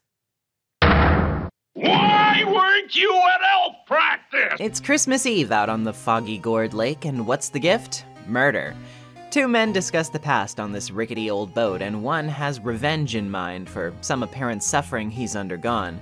A shot fires off, a gun flashes, and one of the men falls into the water. The other left behind clutches the gun in his hand, and it's none other than Edgeworth. Whoa, whoa, whoa, hold the phone, what's going on? Well, back at the office, not much, except Maya failing to find inventive ways to continue her waterfall training. On the news, they're talking about some ridiculous sea monster people claim to have spotted at Gourd Lake called Gordy, but more importantly than that, there's also been a murder, and Edgeworth has been arrested for it. Clearly, both Phoenix and Maya are in shock at this news and scramble down to detention to see what's up. Edgeworth isn't very cooperative, predictably. When not accusing Phoenix of coming to laugh at him, he says he's still a novice and that he doesn't want his help. He even claims to have been out on Gourd Lake to see Gordy when he's asked, which, yeah, not very convincing. Even showing him our trusty attorney's badge won't help matters, as he says every other defense attorney has turned him down, and the case is near hopeless. Once again telling us to stay out of it, Edgeworth leaves, which means we'll probably have better luck asking around down by the lake. Gumshoe is here, of course, and he's very upset about Edgeworth's arrest, as the only guy around who apparently believes in his innocence. He says it was apparently called in by a witness, but he can't tell us more than that. He's also bewildered that Edgeworth won't let you represent him and confides that he was apparently very talkative about Phoenix after the Steel Samurai case. He doesn't have the autopsy yet, but he draws us up some directions to go to the precinct where he works so we can check in later, and his hands are a bit too full to tell us not to go snooping around. At the public beach, we'll see some hot dog stands and party poppers on the benches. Further into the woods, we find a camera setup and an SUV. Pretty ballsy for whoever this is to camp right next to a no camping sign. Either that or they just can't read. Curious about the mic next to the camera, which suggests it's sound activated, Maya sets off one of the party poppers and, for her trouble, wastes a whole roll of film. This, of course, angers the owner, Lotta Hart, who comes out to see what all the fuss is. She's a bit of a firecracker, a good-humored southern girl and university student at Country U, who's apparently here to photograph meteor showers, and she's been here for about 3 days. She apparently isn't the witness Gumshoe mentioned, though, because she's unsure about any kind of murder. Phoenix, of course, asks if gunshots might have triggered her camera to take any automatic pictures last night, though, and she's pretty excited to potentially be of some use to an investigation, so she goes off to her SUV to check it. While she's doing that, we might as well cover some more ground, right? Well, let's head to the Criminal Affairs Department that Gumshoe tipped us off about. Here we can get an autopsy, even if they're still having trouble identifying the victim. The police are pretty hellbent on the Edgeworth did it angle, but Gumshoe still isn't convinced. He says the reason he believes in Edgeworth so much is because Edgeworth himself put a lot of trust into the investigators while pursuing his verdicts, which definitely does give us a glimpse at some of his humanity there. Maya finds the photo of the victim strangely familiar as well, but for now we need to head back over to Lotta. She's got a photo. In fact, she has two. One shows a foggy silhouette of two men on a boat with one holding a gun. Lotta is convinced from all this that she remembers being a witness to the murder, and she decides she's going to zip her lips so that she can hand her info over to the cops instead of us. Dang, at least we have the one photo. Down by the beach we meet Santa? No, it's actually Larry, who got this costume from his new girlfriend, Keonce, another model apparently. He just doesn't learn.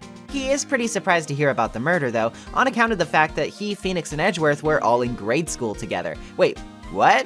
Oh boy, things are just heating up, much like those samurai dogs he's peddling, though he admits they were originally named Gourd dogs and are only selling better right now that he cheaply renamed them to invoke the Steel Samurai's popularity. Anyway, sucks about Edgeworth, right? He even wonders aloud why the guy would end up becoming a prosecutor, seeing as how he always talked about following in the footsteps of his father, who was a defense attorney. With an article all about the Gordy business, which says Gordy's appearance was marked with a loud banging sound as a parting gift, we head off from Larry and give Mr. Grossberg a visit. He's a pro, maybe he knows something about all this. Well, boy oh boy does he. He's a lot more helpful to us this time around, since it's not his blackmailer we're dealing with. He hadn't heard of the murder yet, but he does recognize the victim's photo from the autopsy report. The man is Robert Hammond, a defense attorney who worked at his office for a time, and who was involved with the infamous DL6 incident. Remember this? It came up back in Turnabout Sisters, as the murder case where police enlisted help from Misty Fey to channel the spirit of the victim, and ended up getting the wrong man. This very channeling session was leaked out by Red White, leading to the ruination of Misty's life and the driving force behind Mia's career. Turns out, this case is probably integral to the current proceedings. Hammond was the defense for the man who was accused, the one who got him off the hook, and the victim whose spirit was channeled, well, that was none other than Gregory Edgeworth, our Edgeworth's father.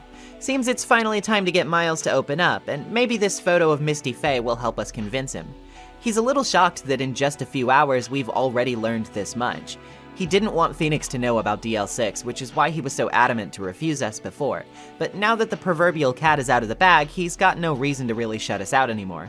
He tells us about how he witnessed his father's death, and how the statute of limitations on the case will be up in just 3 days. The statute of limitations, for those not in the know, is basically an expiration date for a crime investigation. It can't be opened back up or relitigated once that time passes, and then, legally, it will be as if it never happened at all. Seems strange that it's all coming back up right now though, huh? Edgeworth also tells us the suspect that was found innocent promptly disappeared from public view, but would be around 50 now if his math is right. He doesn't want to talk much about his dad though. Finally, Phoenix shows him the lake photo, asking if he really did shoot the guy, and Edgeworth cracks. He didn't do it, he says, and he asks if we'll defend him. Of course we will, right? Besides, according to Phoenix, he has something to pay Edgeworth back for. Before we can split though, there's a huge earthquake for a brief moment. This seems to affect Edgeworth deeply, leaving him curled up in a ball on the floor, which Phoenix notes is not how he would have reacted when he was younger. Something has definitely changed about him ever since his father's death, and the signs are piling up. At Criminal Affairs, we can let Gumshoe know that we've finally been given the go-ahead to represent Edgeworth, though he's pretty pissed that we ended up saddling him with another witness in our attempt to find info.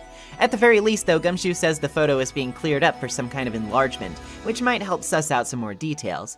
All that's left to do now is get a good night's sleep and hope for the best in court tomorrow. What a start. This is a fantastic hook right out of the gate. Not only is our rival for the majority of the game in the hot seat, but his previous ties to Phoenix are becoming more prominent than ever. Even if we didn't have any interest in defending the guy, which, I mean, I can only speak for myself, but I do. But even without that, surely knowing how he and Phoenix became so intertwined is of intrigue, right? The mysterious DL6 incident coming back up does wonders to make the plot of the game feel interconnected, and it even makes Turnabout Samurai feel pretty cohesive, as it's what we needed to get Edgeworth to actually take us seriously once we got to this point. Learning that the victim was Edgeworth's father is just another huge puzzle piece to slot into the larger whole too, which not only builds upon the previously established mystery, but also helps all of the main cast feel as though they're tied together in some way. The incident that would change Edgeworth's life forever would drive Phoenix to come following, to meet Mia Fey, whose life was irreversibly altered by the echoes it had on her and her family. Mia's murder would help Phoenix come into his own and to team up with Maya, who is also deeply affected by Misty's disappearance. Hell, even Grossberg is tied up in all of this, having known both Red White and Robert Hammond,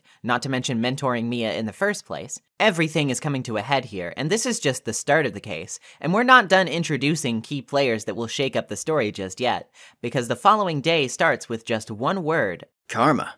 Yes, according to Edgeworth, his mentor, Manfred von Karma, known as a god among prosecutors, will be up against us in this case.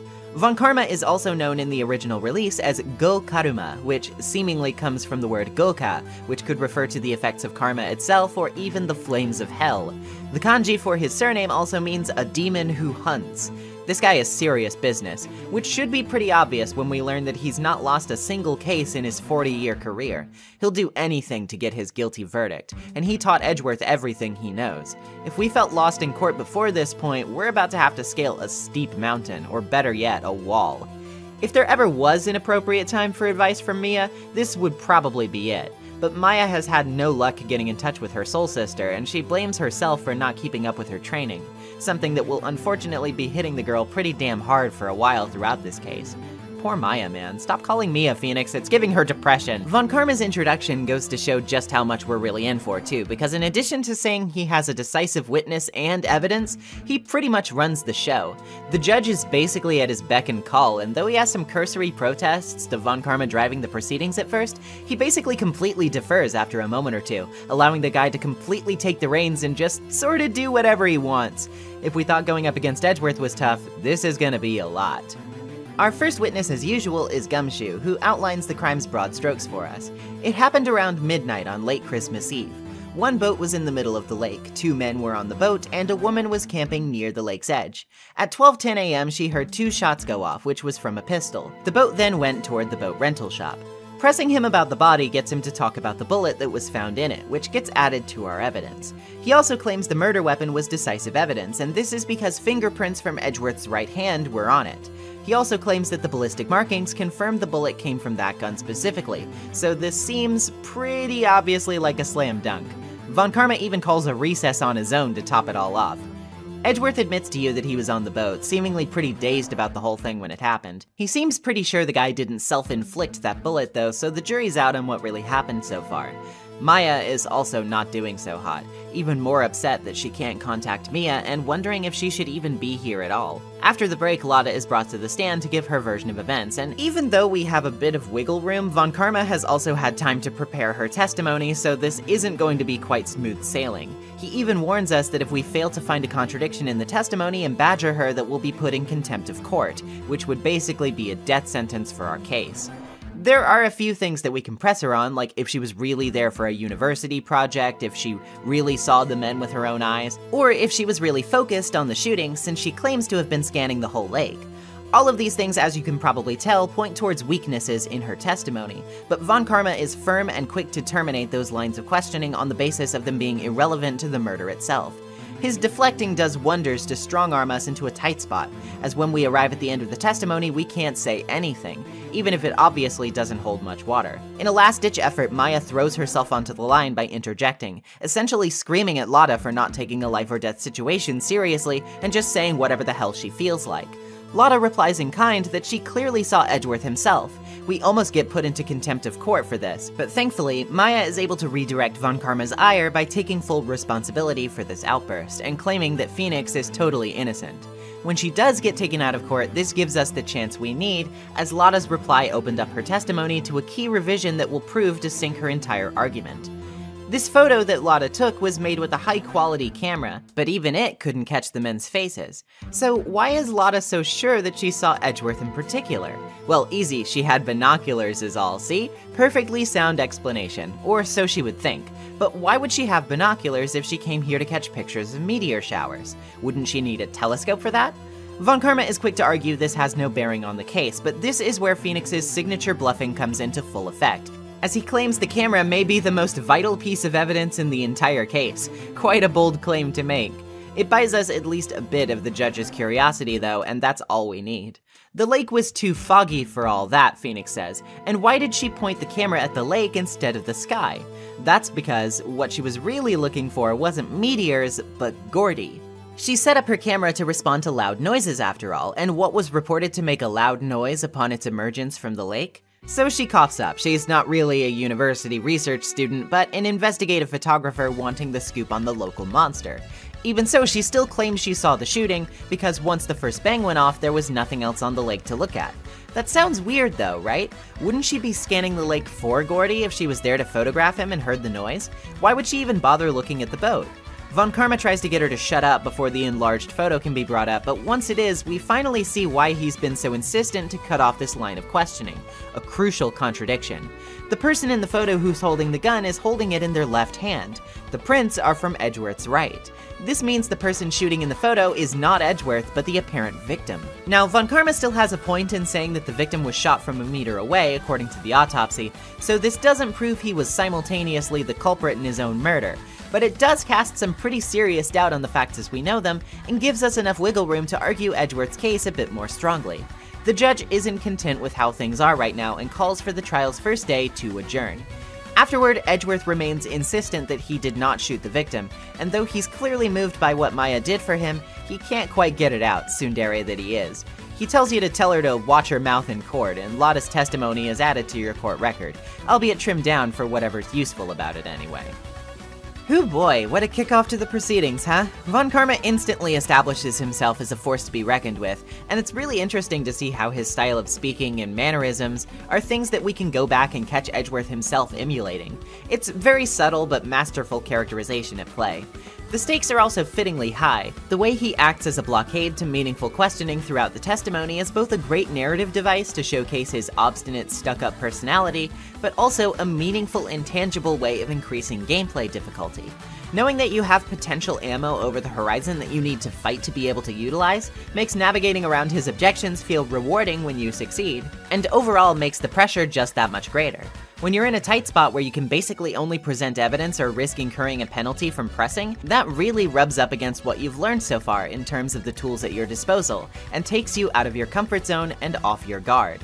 This also acts as a wonderful characterizing moment for Maya, who frankly comes in clutch for this trial despite how hard she's been on herself lately. It's rare that we get to see her more serious side, and it contrasts well with her usual silly, goofy moods. Her ability to wedge herself right into the middle of you and the worst possible outcome just to give you a fighting chance is so good, and it really makes you feel the camaraderie between you both, while also making the preceding takedown that much more cathartic. We may still have a bit of this mystery left to uncover, but this was a productive trial day, even if it was a scary one. We can only hope to nail down more as we head back out to investigate. Well, after we visit Maya in detention, of course. Gumshoe told her she'll be off the hook after questioning since it's her first offense. But she's kinda broke, so Phoenix is gonna need to cough up bail. On top of all that, Mia is still MIA in more ways than one, so we're going to have to keep doing our thing on our own for now. Lotta didn't stick around her campsite, it seems she still feels guilty. Gumshoe is there, however, and he congratulates us on a good show. Tomorrow's trial is gonna bring in that original witness that Von Karma had previously prepared, but we do have something to be happy about. It seems Edgeworth was genuinely so moved by what Maya did that it really got to him, and he decided to pay her bail, no questions asked. Even Gumshoe himself shed a tear as she was getting dragged out, apparently. That's honestly really sweet. This is probably a characterization highlight for me for both Maya and Edgeworth. After that, we can pick her up and be on our way. Back at the entrance, we'll see where Lotta's gotten off to, and yeah, she does feel pretty bad, admitting that she probably got too excited about the prospect of being a witness. She's still determined to find Gordy, though, and she wants to make all of this up to us by exchanging some information. Yeah, she wants to make it up to us by having an exchange. You know, Lotta, I don't really think that's how that usually works, but maybe Larry can give us some information, because he's back down by the beach again, along with his big inflatable steel samurai balloon. Apparently it hasn't been up recently because he just got his compressor repaired. Over at Criminal Affairs, Gumshoe is a little steamed that we're having a wild goose chase for Gordy when Edgeworth is in the hot seat, but when we explain to him why we're doing it, he relents and helps out. He has a few secret weapons to help us find the sea beast and offers us a dog, a fishing pole, and a metal detector. You know, all notoriously great at finding sea monsters. Fun fact though, the dog named Missile is actually based on Shu Takami's real-life pet Pomeranian of the same name, who unfortunately passed away in the summer of 2018. Rest in peace, little buddy. At least he's immortalized in a few great games, this one and Ghost Trick 2 notably. Unfortunately, the doggo will not be coming with us because what we really need is the metal detector. Surprisingly enough, sweeping it near the boat rental shop will yield a broken air tank with some familiar flags on it. Wonder who this could belong to. Hey Larry, what's up? He's actually pretty embarrassed about the whole thing, so he denies it for a while, but with some quick thinking, it's clear to ascertain what exactly happened. Larry was trying to use this air tank to inflate the Steel Samurai balloon while his compressor was busted, but it didn't go very well. The air tank made a loud banging noise and flew off into the lake, taking the Steel Samurai and its flags along for the ride. Larry has been looking around in the lake at night for it for days and only just recently got it back on Christmas Eve. Wait a second, Christmas Eve? Wasn't that the night of the murder? Well, apparently he left right around midnight, so he might have just missed it, but maybe we should keep this in mind. That all said, it seems we've solved one mystery at least. Lotta is pretty disheartened to hear that Gordy was nothing more than a runaway balloon, but she did promise us a scoop if we gave her one, so fair's only fair. She gives us a second lake photo taken by her camera, which she says Von Karma told her not to mention. At a glance, it doesn't appear very important since it doesn't show any boats or much of anything at all, but don't count it out as relevant just yet. She also tells us that the witness tomorrow will be the caretaker from the boat rental shop, which means we should probably give him a quick visit. He's a strange, seemingly senile old dude who thinks Phoenix and Maya are his relatives Keith and Meg, and he seems to think this shop is a pasta restaurant called The Wet Noodle, which he asks us to run after he passes on. Phoenix, desperate to learn anything he can from the guy, accepts, reasoning that plenty of people would probably want to eat Phoenix noodles.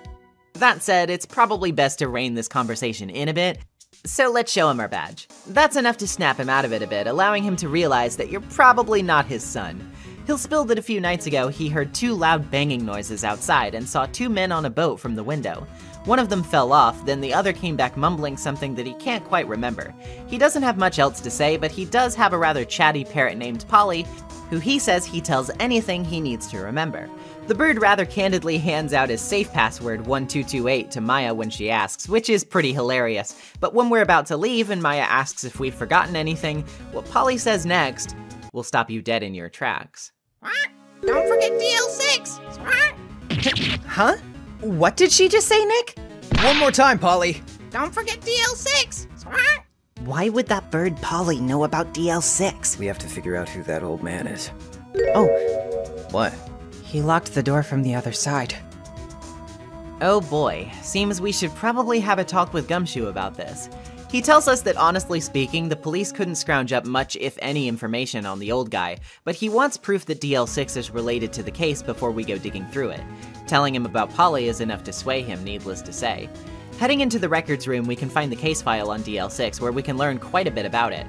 On December 28, 2001, in the elevator of the very district court we've been conducting all of our cases in up until now, there was a massive earthquake, which caused part of the building to collapse and for the power to go out.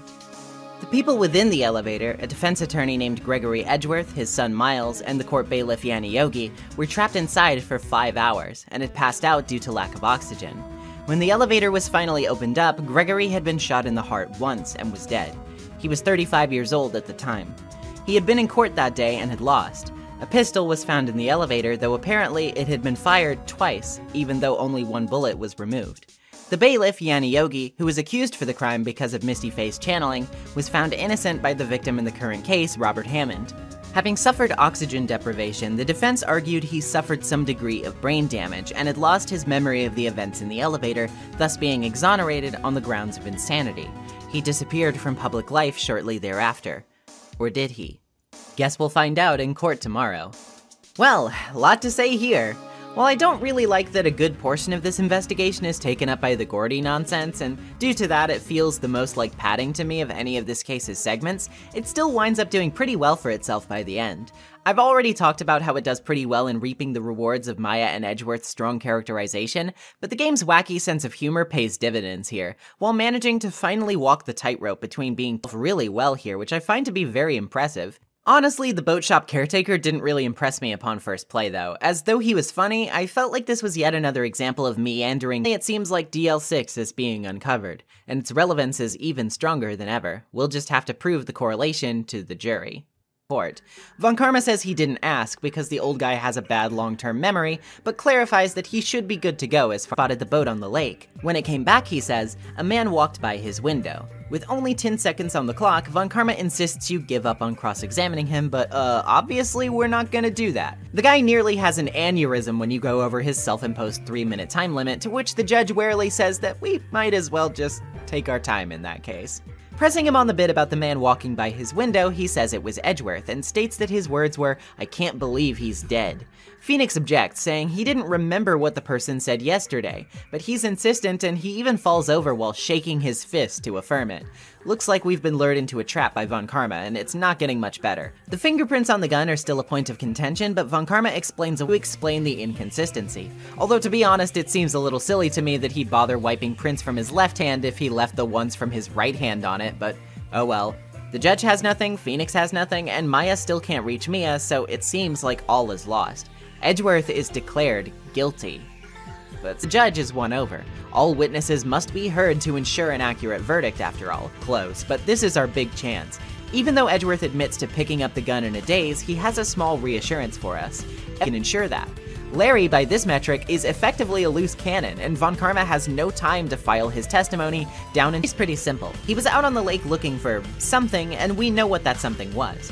Once he found it, he slipped back into the rental dock, but heard a bang. Lotta and the old man heard 2 gunshots after all, so where's the second? Well, Larry admits he may have missed it as he had his head out that almost Christmas means it wasn't Christmas, even though the other 2 witnesses heard their 2 shots after midnight. The second lake photo. Now, sure, it doesn't show anything, but pictures when loud noises rang out. This is the mysterious 3rd gunshot that came before all others, and the pistol proves it, having fired 3 times if we double-check the evidence. So why were the shots 25 minutes apart? Well, time to do what Phoenix does best, run with it. Edgeworth was not, in fact, on the boat with the victim, Phoenix says, but on the was, well, he can't say, because he never told us his name, now did he? Implicating the caretaker, we call back to Larry's testimony. He heard fall out of the boat.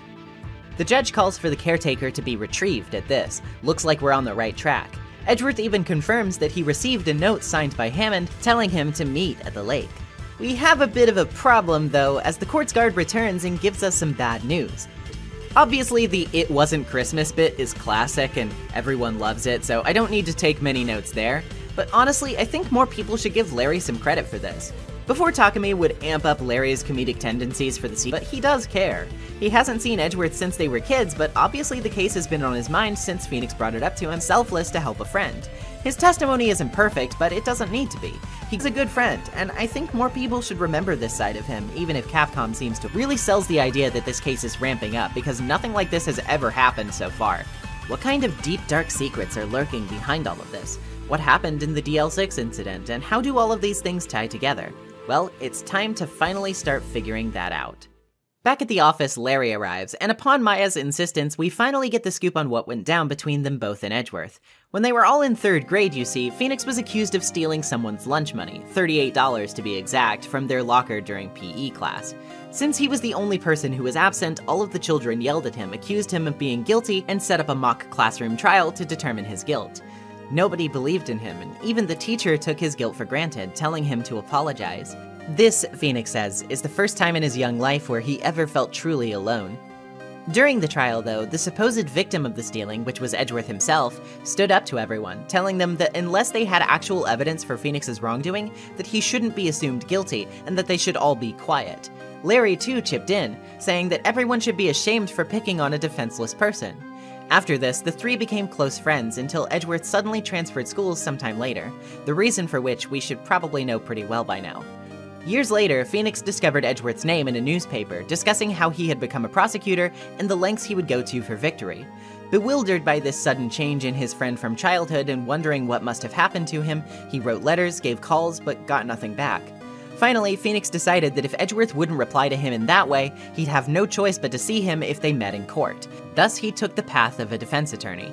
So yeah, I'm not exactly going to propagandize about shipping in this video, but I think the Rightworth crowd has a point. Sure, you can say the unnecessary feelings line gets shuffled out all the time without context, but literally studying law for years, taking the bar exam, which is notoriously difficult in general, much less in— yeah, I'm gonna say that's a little extreme for a pal. Speaking of pals, back at Gourd Lake, Gumshoe is pretty impressed that we managed to delay the verdict by the skin of our teeth yet again, but tells us the woods are off limits because the park ranger finally found out that someone was camping where they weren't supposed to. Oops. The balloon also isn't at the beach anymore. Seems like Larry skipped out on work entirely just to come help Edgeworth, which is really pretty sweet. We do see a pretty unexpected face down by the caretaker's shack though, Grossberg. He says he's out just for a walk, but to stop by his office if you need anything from him. Hint, hint, nudge, nudge. In the shack, the caretaker is still gone, but Polly remains. That's right, Polly told us the combination for that safe, right? Why don't we check what's inside? Well, it's a good thing that we do, because inside is a letter with detailed instructions on how to get revenge on Miles Edgeworth and Robert Hammond. It goes on to describe every step of the plan you just outlined in court, which not only confirms Phoenix's suspicions, but also shows that this old guy wasn't necessarily working alone. The letter isn't signed, but this is a great asset, needless to say. In detention, we also get a bit more out of Edgeworth. He tells us about his experiences during DL6, and about how he started to hate defense attorneys once one found Yanni Yogi innocent, which is why, under the tutelage of Von Karma, he started to train to become a prosecutor, and to get revenge on, quote, the two men who ruined your life, which Edgeworth reckons might be referring to the statute of limitations on DL6 running out in just a couple of days. Given the context, he suspects that the old man might just be Yanni Yogi. As for why he'd want revenge, well, Edgeworth admits that in that recurring nightmare he mentioned having since childhood, he relives the incident in the elevator. Once seeing his father and Yogi grappling with each other, he picks up a pistol that falls to his feet, and throws it at the two men to try to stop their fighting. Then he hears a shot, a scream, and passes out, which he says has haunted him ever since. It's clear what he thinks happened, and why he thinks Yogi might want revenge on him. He thinks he killed his own father by accident. But why don't we get a second opinion about this letter at least? After all, Grossberg knew Hammond, maybe he'd know something about this. We talked to him for a bit about Edgeworth's dream, which he says could very well be a good motive for Yogi because even though he was found innocent, Hammond only did it for himself, and never trusted his own clients as far as he could throw them. That innocent verdict came at the cost of Yogi's public image, as once he was declared not guilty on the basis of insanity, he was ruined socially and scorned by society. His own fiancée even did the deed shortly thereafter, having been presumably unable to take becoming a social pariah. So that's a motive squared away, but who could have written Yogi the letter with the instructions? Grossberg asks your opinion, to which Phoenix casually tosses out Von Karma's name. He is a big enough jerk after all. This kickstarts a realization in Grossberg though. He used to read reports by Manfred Von Karma all the time, and he swears it. This is the same handwriting. Hoo boy. That's a lot to consider, but on top of all that, why would he want to frame Edgeworth? Well, it might not be so unbelievable after all. Grossberg tells us that on the same day of the incident, Gregory lost in court in a trial where Von Karma was prosecuting. The legendary prosecutor didn't leave that case. Von Karma got the only penalty of his entire career that day, and Grossberg is convinced that that's good enough reason in Von Karma's mind to try and hurt his son as a form of revenge. Apparently, directly after DL6, he also took the only vacation he's ever taken in his career for several months. Grossberg is telling it to us straight now. He's gonna bring up DL6 tomorrow, and likely knows that Edgeworth will take responsibility for his father's own death to boot. We'd better buff up on our DL6 facts one last time to make sure we can prove him wrong. Unfortunately, Gumshoe isn't at Criminal Affairs, so he can't give us permission to peruse again. His boss, though, does, saying we'll probably be fine since someone is already in there. That person being Von Karma. Uh-oh. As soon as we get to the records room, a cabinet is already open, and the DL6 file is empty. Predictably, Von Karma arrives, and he has quite a bit to say after he, completely forgets who we are. Dude is so arrogant, he claims to rarely remember defense attorneys. God, what an ass. That said, he doesn't mince words. He says Edgeworth has always been second-rate, like his father, but when asked why he took him under his wing, he simply replies that that's none of our business. He also outright confirms that he plans to bring up DL6 and knows Edgeworth will take the fall for it. When we present him with the letter from the safe, what happens next is both predictable and yet somehow still utterly crazy. Mr. Von Karma, have a look at this. This was you, wasn't it? You instructed Yanni Yogi to commit murder. Yanni Yogi. How many years has it been since I've heard him called by that name? He's a fool. I told him to burn it after he read it. So you admit it? You wrote Mr. Yogi this letter? Yes, my dear defense attorney. Thank you for taking the trouble to bring it to me. You've saved me from a lot of needless hassle. What? Nick, what is that thing? A stun gun for self-defense, usually. Indeed. 600,000 volts will course through your body like a dog touching an electric fence. 600,000? Oh, don't worry. People don't die from it, usually. Now, give me the letter. No! No! Whoa! What are you? Nick, run! Ah! Maya! Out of my way! Ah!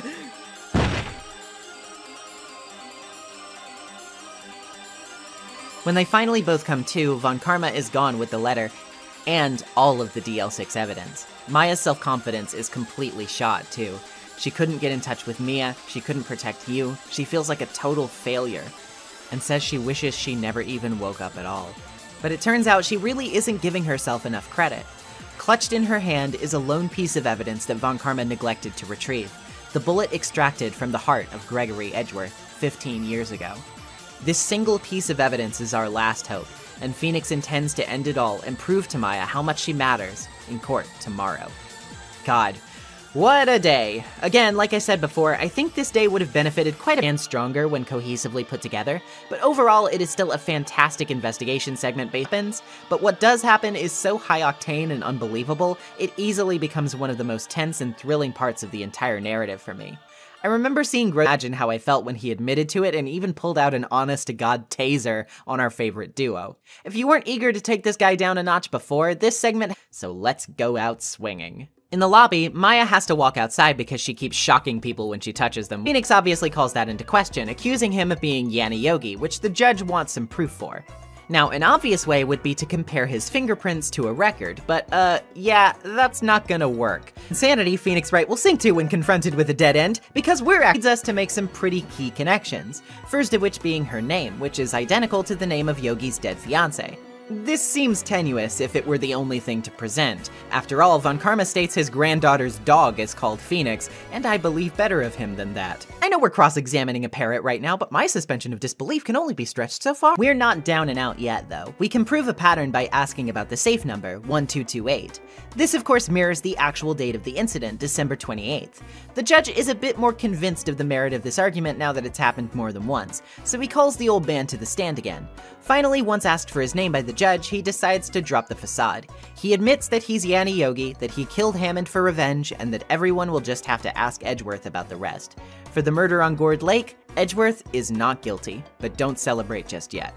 Edgeworth objects, deciding to clarify exactly why Yogi wanted revenge on him in the first place, and explains his recurring nightmares to the court. We might have just gotten him off the hook for this murder, but he's trying to take responsibility for another, the one that changed his life forever 15 years prior, the statute of limitations for which runs out today. Time for a recess. While we're taking this little break, can I just say, Yogi's story is pretty screwed up, sure. You know, I feel a little bad for him, but knowing Day's way more hilarious in retrospect. You're telling me this man, who literally killed somebody, stood in the very room he did the murder in with a defense attorney assigned to the case and just said to himself, you know what I'm gonna do? I'm gonna screw with this guy. I'm gonna pretend he's my son. I'm gonna call this a pasta restaurant and then fall asleep while he's talking. I'm gonna run from the courtroom, and then when the police catch me, I'm gonna say I was trying to buy bird food for the past 14 hours. Truly, when it came down to the wire, his method of escape was just to inflict blind confusion. I kinda respect it, honestly. Anyway, Edgeworth is real sorry that he kinda wasted our effort, but Phoenix isn't really paying him any mind because he's already getting prepared for the new trial. He's determined, telling Edgeworth that he's going to prove that his nightmare is just that, a nightmare, and nothing more. So, time to cross-examine said nightmare. The story goes just as he told us in detention the other day, but Phoenix comes swinging right out of the gate. The case file indicates that the gun in the case was fired twice, yet Edgeworth only recalls a single shot. Pray tell, when was this second shot fired? Von Karma suggests it probably is irrelevant, but one look at the crime scene photo proves otherwise. Obviously, Gregory has a chest wound, which indicates one shot, but another is present in the glass of the elevator door. Now, Von Karma obviously objects again, claiming that only one bullet was found and no clues were in the elevator, but we can't give up just yet.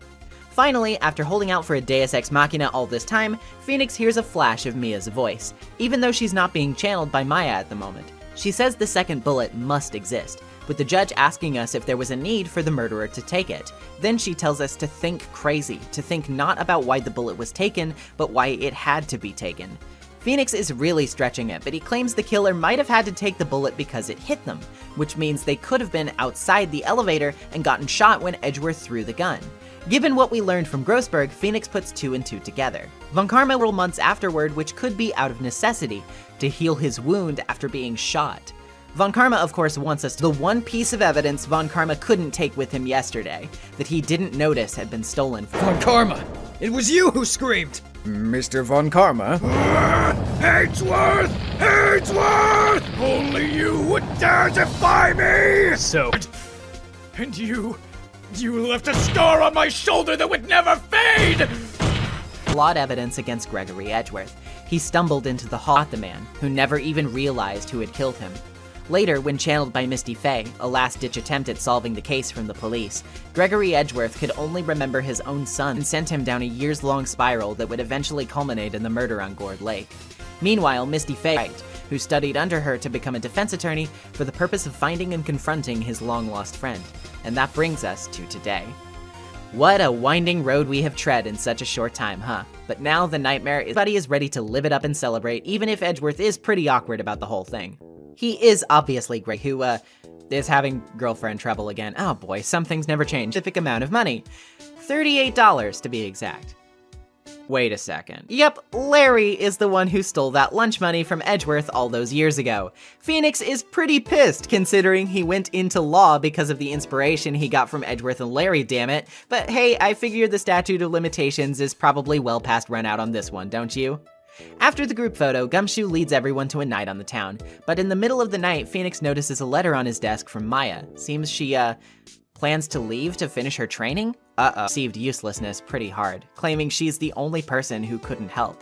But of course, we show her the bullet to prove her wrong.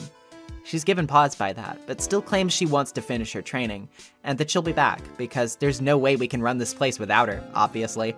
There's our chipper old Maya. As the train chimes for departure, Maya runs off to hop aboard, tears streaming from her eyes as she thanks Phoenix for all he's done. We get a sweet little montage of all the fun faces we've come to know over the course of the game, culminating with Lotta, who says she's going to become a paranormal photographer because, get this, when she took our group photo, she caught a genuine ghost on camera. Our last shot is of said photo, and hey, would you look at that? Looks like somebody stopped by to say hello after all. Thus ends Turnabout Goodbyes, and let's take a moment to talk about it, shall we? Honestly, what a perfect ending. I've talked at length already about how much this case pulls from what's been previously set up to tie everything cohesively together, and it culminates so brilliantly, it makes everything up until now feel like it has narrative weight and history behind it, which makes the final confrontation with Von Karma so spectacular. And man, Von Karma, right? Sure, he's definitely a pretty cartoony villain, but he is still extremely effective. The moment he first appears, he makes it clear that he's going to be a much more powerful obstacle to us as players than anything we have encountered before, and he quickly goes about proving it. Sure, he isn't exactly the most nuanced villain, but I do think he benefits from being such an unlikable prick in terms of how cathartic his downfall is. Besides that, you do still kind of wonder about his reasons for taking in Edgeworth, as he really never elaborated on this and in fact refused to do so, even when he had basically just admitted to a murder in the same conversation. Cross-examining a parrot is certainly a highlight, and even if it was a little goofy, it is such a fantastic jaw-drop mom-get-the-camera kind of moment when you realize you can sink Von Karma's ship with the metal detector, which seemed so incidental and borderline useless before. This episode is pretty much the highlight of the entire game for many people, and it's inarguably a highlight of the entire series. Back in my Danganronpa 1 video, I said that the lead up to that game's climax was the kind of moment that were I playing it as a kid would have made me want to stay up past my bedtime and hide under the covers to keep playing it just so I could see what happened next. That hypothetical anecdote didn't come from nowhere, however, because Turnabout Goodbyes was exactly what made me do that in elementary school. It has a solid, interconnected plot, it advances the lovable characters we come to know to some of their highest heights, and it flawlessly balances both its intense drama and its surprisingly side-splitting comedy, despite the mostly dead serious tone. Turnabout Goodbyes is, in my opinion, a perfect microcosm of what makes Ace Attorney so special, and acts as a shining example of how good it can be. Don't get me wrong, it has its issues. It really doesn't need to be 3 days, much like how other cases in this particular entry suffer from the same problem, and thus some of its more unique characters like Lada or Yanni Yogi feel like they could have been a bit more enjoyable if their respective segments didn't feel quite so dragged out. That said, if my only issue with an otherwise fantastic case is that there's maybe just a little bit too much of it, I don't think that's a problem worth being too harsh on. And besides, it's the final case, right? We can give it a pass for that. Huh? Sorry, what? My copy of the script is outdated? There's an updated script you had edited just this morning. Well, that's preposterous. I didn't get that. Okay, let me take a look.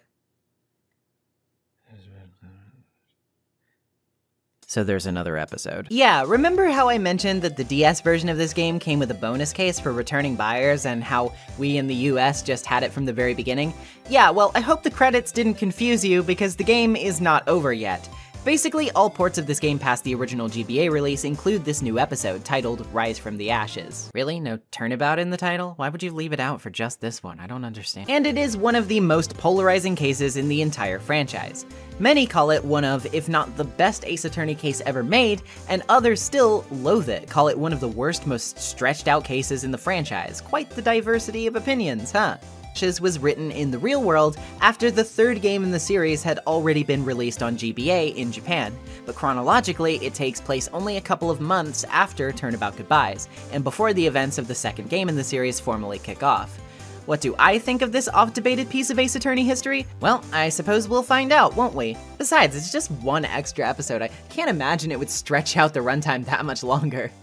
What are you doing? Don't look at the time code. Don't look at the time. We're at the final stop of our journey, so let's buckle up to do this one more time. Let's rise from the ashes and see what's afoot in the 5th episode of Phoenix Wright, Ace Attorney. We begin, frankly, with one of the best intro sequences in the series. And I'll just let it speak for itself.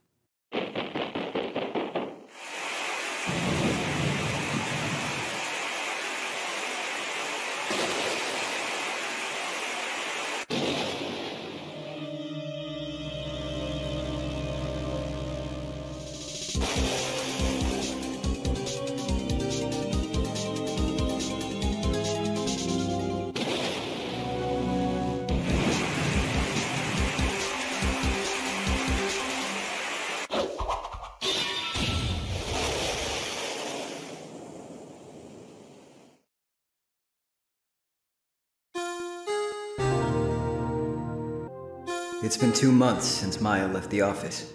2 months without a single trial. I've had offers, but none I took. That is, until the day that girl showed up. Here, though, she quickly becomes interested in Phoenix's services so he relents and hears her out. Her name is Emma Sky, known originally as Akane Ohodzuki. While her surname means treasured moon or jeweled moon, which may suggest her importance to someone, Akane is commonly associated. Now, it would probably be safer to say that her profession is that of stabbing someone, and Emma wants to use science to clear her name, since she school as her at one point. Emma really cares about her sister, obviously, but she admits that recently she's been acting differently, and we find out that she's the chief prosecutor, in charge of overlooking every case a prosecutor takes in the district. This one at the department being killed, she's up front. The police are going to level as unnecessary feelings by saying that Mia was attracted to her, and when Phoenix, she would have sent Emma after Mia. Like, Mia has been dead for a little while, and while you could maybe argue regularly that if you haven't seen a person and wasn't in the know about the Red White case and wouldn't have heard about a prolific defense attorney's death, but hey, what do I know? Anyway, and not to stress too much about it, since our client has already admitted guilt. Well, which Phoenix has a bit of trouble envisioning, but we might as well check out the crime scene, right? We can start with that. You know how I said that this case was made specifically for the DS port? Yeah, well, that's where this really becomes obvious, because Emma's scientific investigation methods are basically elaborate, so yeah, she's the witness, obviously. She claims to have seen the stabbing with her own eyes, and unimpressed with the apparent award ceremony held yesterday to give out a King of Prosecutors trophy. Apparently, the winner of that trophy had the corpse dumped in his trunk for his trouble. One of multiple she has, I guess. And they're all cool with this. Huh, alright, didn't expect to see that in a game from 2005. Anyway, maybe we should give that High Prosecutor's Office a visit, see who the lucky winner was. Edgeworth is none too pleased, as you can probably guess, that a corpse was hanging out of his car trunk, but he's also been assigned to this case, so he's months ago, and the eternally swirling rumors that he forges evidence to win his cases. He kinda hates the trophy he got, in fact. He's really taking it hard, especially since the apparent murder weapon. Thanks for the support, dude. That said, even he doesn't know much about while only the highest-ranking members of the force are being let in the building, rightly just a patrolman. Furthermore, the rumors about Edgeworth are even worse, by Gumshoe's admission, than we thought. Some people think he's only taking the case to snatch up the chief prosecutor position, but at the very least, Gumshoe gives us a letter of introduction so we can get a look at the crime scene. Before we go, we can take a look at the Blue Badger, which apparently the chief designed and Gumshoe himself built. It's battery-powered but has no switch, so it just dances endlessly until its battery dies. With our letter of recommendation shown to Marshall, he lets us in. He'll hand over an autopsy report and clarifies that he used to be a detective 2 years ago. He also confirms that the chief booted Gumshoe off the investigation precisely because he's buddies with Edgeworth. Giving a glance at the scene, we find a cell phone with /2. Talking to Marshall, Emma is a bit upset that he's not taking up for Lana since they apparently know each other, and we're basically done looking at evidence for the day, but Phoenix pulls Emma aside, revealing the admits that Lana called her but that she hung up almost immediately and still isn't sure what it was about. Thus ends the first. I've already talked before about how cases in this game tend to feel stretched just by virtue of having 3 trial days, but you can imagine that with how much is going on here, it having the same exact amount of days while also having each section be significantly longer than usual would really start to add up. Still, I'd be lying if I said I wasn't immediately intrigued by the premise. A chief prosecutor in the hot seat, a detective being killed in the prosecutor's office, the rumors surrounding Edgeworth becoming more of an evident plot point. I'm all for it. And I'm also pretty interested in all these new characters. While I'm not exactly deeply compelled by someone like, say, Meekins, I'm curious to know what Angel Star's beef is, disregarding the beef she serves in her lunches. I also really want to know more about Jake Marshall. Like, sure, I want to know about how he knows Lana and Emma, but I also need to know, why is he like this? Why does he dress like a cowboy? Why does he call prosecutors prospectors? Will someone please tell me? Speaking of the sisters, they're also very interesting right off the bat. Emma makes a perfect XP for Maya, in my opinion, because while she has a lot of similar charm to her, in that she's excitable, nice, and quirky, she also has some very unique traits which make her clearly her own character. She's not quite as smarmy as Maya is, and is a bit more naive. She's also not a comedic glutton, and Maya's ties to spirituality are contrasted effectively, even if a bit obviously, by her bigger focus on science. She's so eager to prove that she's the smartest person that it's funny, but also understandable considering the circumstances. Really lovable at the moment. Which leads me to Lana, who we don't know quite as much about right now, but compels me nonetheless. She certainly comes across as somewhat cold, but there is a flicker of tenderness underneath it all which even seems to feel pretty guilty about it. She may not want to open up yet, but I do want to know more. To unpack all of that in court tomorrow, but we can at least start to chip away at it. Slow and begins our first trial with a guaranteed no Mia ex machina, and also no Gumshoe to kick things off. Instead, we've got Trunk, a moment Angel says she witnessed herself. She was a visitor and had seen the crime from about 30 feet away. She then gives us a crime scene photo, which seems to show Lana. It doesn't look very good for us, but it is a bit suspect, seeing as she has no knife in the photo, and Angel claimed this to be a photo of the moment of the crime. This, combined with the blood on her coat, Phoenix says, means it's more like the moment after the crime, and this isn't just pedantry for its own sake. Angel follows up by saying Lana's gloves prove the murder had planned to kill Goodman all along. Why wouldn't she bring a weapon with her? Angel isn't dropping the assertion though, and speedily redirects her testimony. Her blood that was near her chest, apparently, saying that it must have been her red muffler. Once again, in the photo, Lana isn't wearing it. Okay, good point, sir, but that was mine? So okay, she's gonna have to swerve elsewhere to get back on track. So she talks about her apprehension of the suspect. Afterwards, over an oil drum. Pressing her about catching up to Lana, she clarifies that she scaled the 9-foot fence. Lana said it while on the phone, having tried the emergency phone first, but then resorting to her cell when realizing it was out of order. There's a problem here though. If Angel saw Lana using the phone, she couldn't have seen behind the partition point of B block too, so what's going on? Well, Phoenix chalks it up to distance. You see, the security room is still about 30 feet from the crime, but the time it would have taken her to get to the scene is sticking around for 5 whole minutes after killing someone. Angel has one last revision to offer though. She mentions that Goodman's shoe has 2 types of blood found on it, his own and Lana's, which she says is decisive evidence against her. She didn't mention it before because she didn't trust. But hold the phone. If we check the bottom of the shoe, there is blood there, yet the scene has no bloody. The oil drum Angel says that Lana kicked over while being apprehended was full of water, which washed those footprints away. This is really convincing the judge, who's itching to sentence, but Emma incenses Angel by implying she's on the prosecutor's side, and could be lying. Once again, we look at the latest photo, and hey, is there not something in the muffler here? Wait, muffler? Is that what Lana was mentioning on the phone? Not her scarf, but the cars? Lana was wearing her scarf that day. Back in court, Edgeworth is not happy, clearly in disbelief about something. Oh boy, is this guy gonna be important going forward. Turns out that this is the District Chief of Police, Damon Gant, otherwise known in the original as Kaiji Ganto, as well. And hey, he does always tend to ask people if they've been swimming lately. He's a lively, friendly sort, who seems like the kind of coolness as he displays with his compliments. Oof. Found in Edgeworth's car muffler. Encased within it was a broken switchblade knife with a blood-stained tip. Edgeworth is pretty furious that the department didn't find this already, but Gant reminds him that he's examining the knife also yields a somewhat unsettling fact, a tag bearing the letters SL9, very reminiscent of a case code like DL6 before it. Anyway, seeing as someone was also killed over there at 5:15 p.m. Wait, the whole time, because of the way Goodman's name was printed. It actually says 2/21 SL9, which suspect has just been apprehended for the murder at the police department and gives us one free pass to ask him about anything else. Choosing to ask where the victim was found, he says he can't disclose more about that, but can say the murder took place in the evidence room itself. Phoenix asks for a little more. One more thing, he says. He can't reveal any names, but Phoenix asks for an ID card number for the victim, which Gant seems content to relay, seeing as they can't be used to identify people by just any. Goodman's ID, our fears are confirmed. It's the same one. So if this is the case, then we have Goodman being apparently murdered at the prosecutor's office, who, if you'll recall, Edgeworth told to get lost. Defeated, Edgeworth still takes what's come to light. Obviously, since this is turning into a huge mess, the judge adjourns us for the day. Well, we're off to a pretty decent start, but boy has the scope of this case become more apparent than ever. The difficulty curve isn't showing itself too hard yet, I don't think. Angel's testimony is pretty fairly navigable, even if it is a little funny to see Phoenix focus more on the particulars at the start.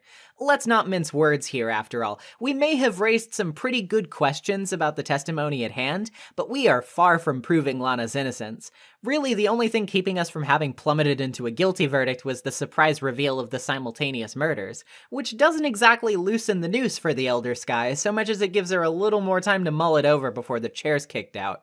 We have a lot to prove already, haven't proved very much of it, and now we have even more on our plate to deal with. To add further complications to the matter, we also have the introduction of Gant, who, while he exudes an instantly compelling charisma, also holds a palpable authority which seems bound to be relevant in one way or another, for better or, more likely, worse. I also can't help but pick up the early seeds of evidence law creeping its way into the narrative, which keen-eyed readers will recognize for the Chekhov's guns that they are, and that definitely sets some foreboding expectations for what we're going to be getting our but more than anything else, it really begins to establish just how deep this thing is going to go, and how hopelessly out of our depth we are.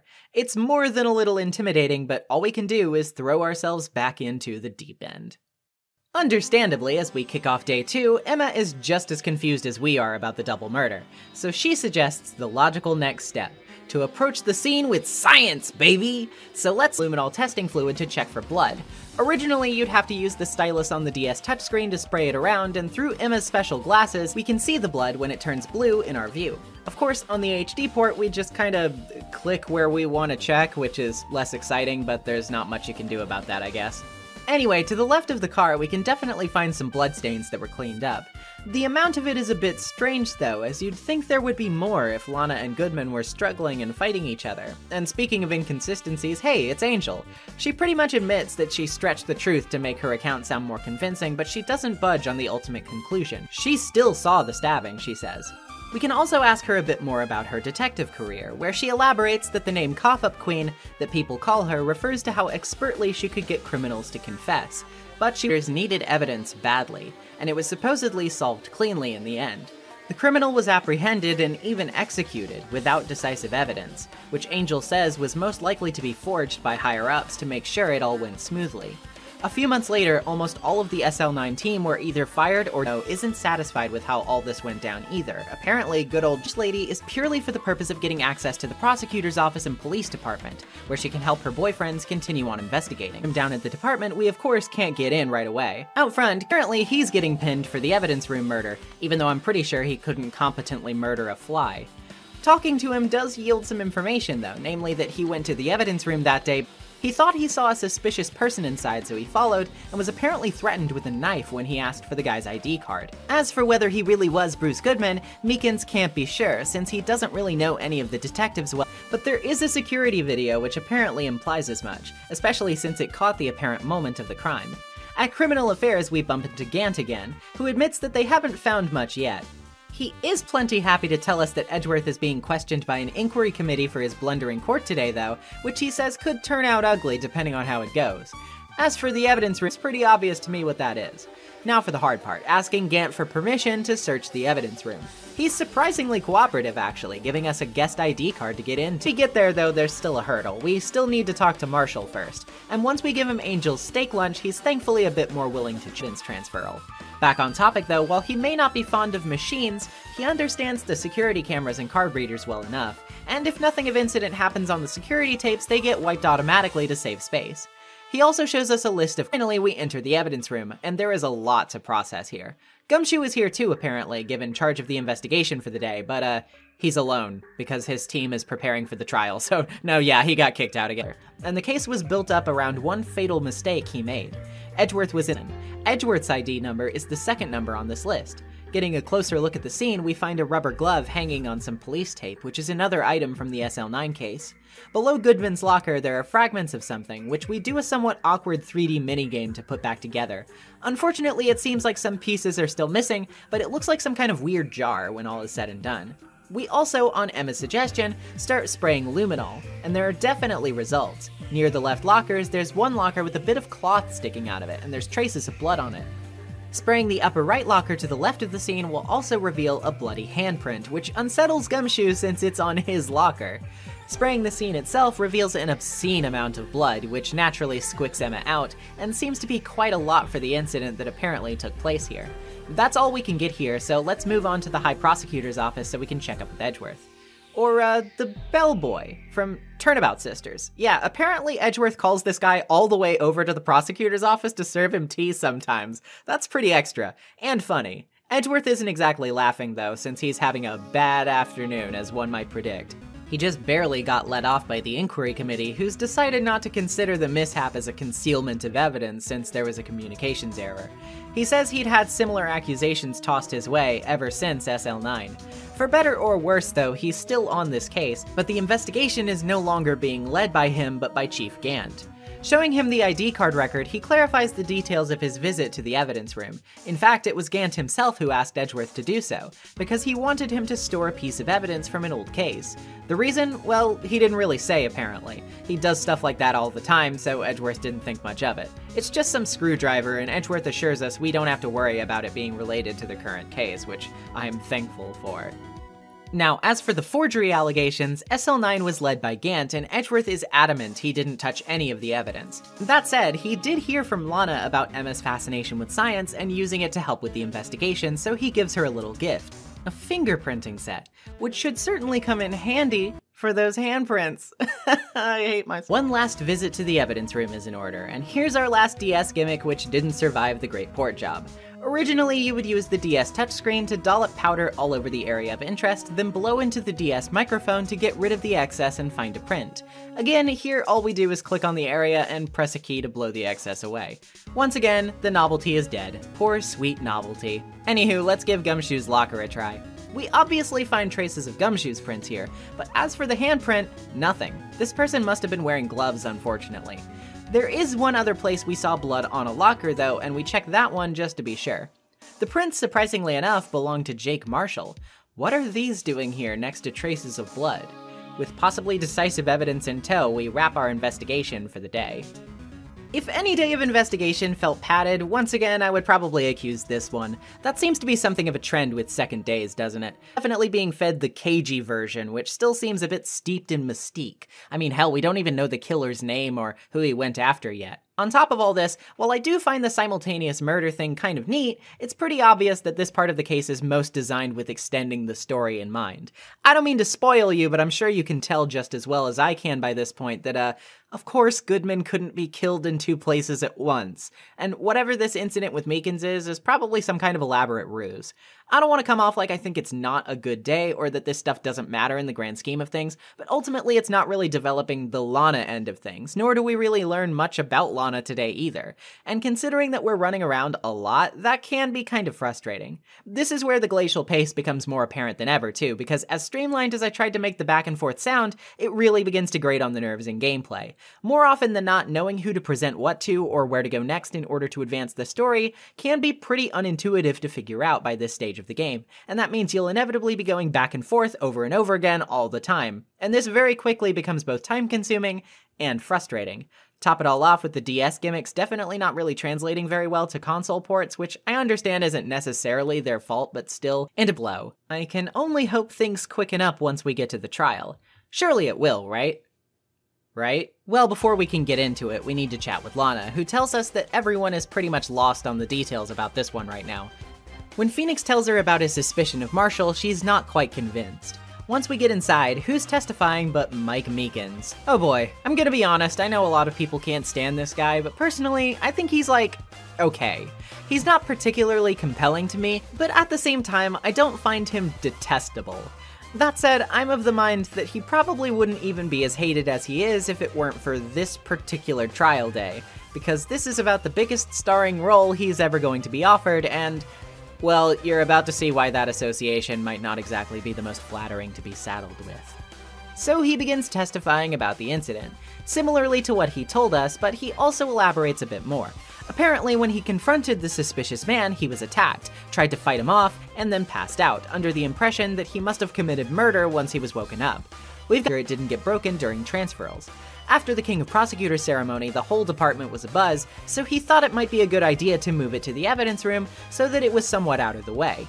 He also gives us his card number here, allowing us to account for when he entered the room via the card record. Apparently, it was used twice, 25 minutes prior to the crime and then at around the same time as Goodman's card was used. The first time was his moving of the Blue Badger like he described, and then to pick it back up, whereupon he saw the suspicious man and confronted him. When held up by a knife, he panicked, swinging his arms around and getting himself cut on the hand for his trouble, before finally trying to grab the man and take the knife away. His coat was splashed in Meekins' own blood, but then he punched the guy dead in the face, knocking him out cold. Then, at 5:30, Meekins was awoken by other officers and was arrested after he put the Blue Badger back outside of the department. The judge seems pretty content with the testimony's details, but the question still remains of whether Meekins actually confronted Goodman, or if it was someone else. To that effect, Meekins presents the previously mentioned videotape of the incident, as sent over by Chief Gant. And here is where this trial day reveals its horrible true colors. We actually watched the videotape, rendered in revolutionary 2005 Nintendo DS 3D. In it, the camera pans slowly back and forth as we see the Blue Badger dancing and hear its grating tune along with it.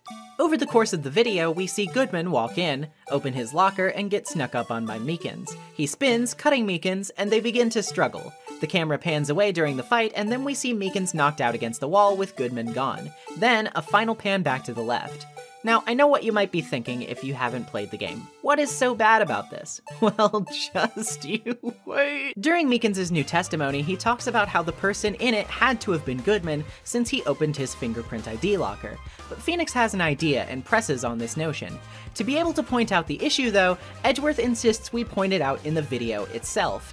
And oh boy, not to get ahead of myself, but let me just go ahead and give you the skinny. This video and pointing things out in it is the primary feature of this trial day. It shows up again and again and again. And while it's not exactly offensive the first time around, it's, you know, paced decently slowly. Now, please imagine for me what it would be like to watch this same video over and over again, every time you need to point out something within it. And if you're a first-time player, probably way more than usual because you'll be trying to figure out the problems in real time and have to point to very specific spots to present, or else you get it wrong and then have to watch it again.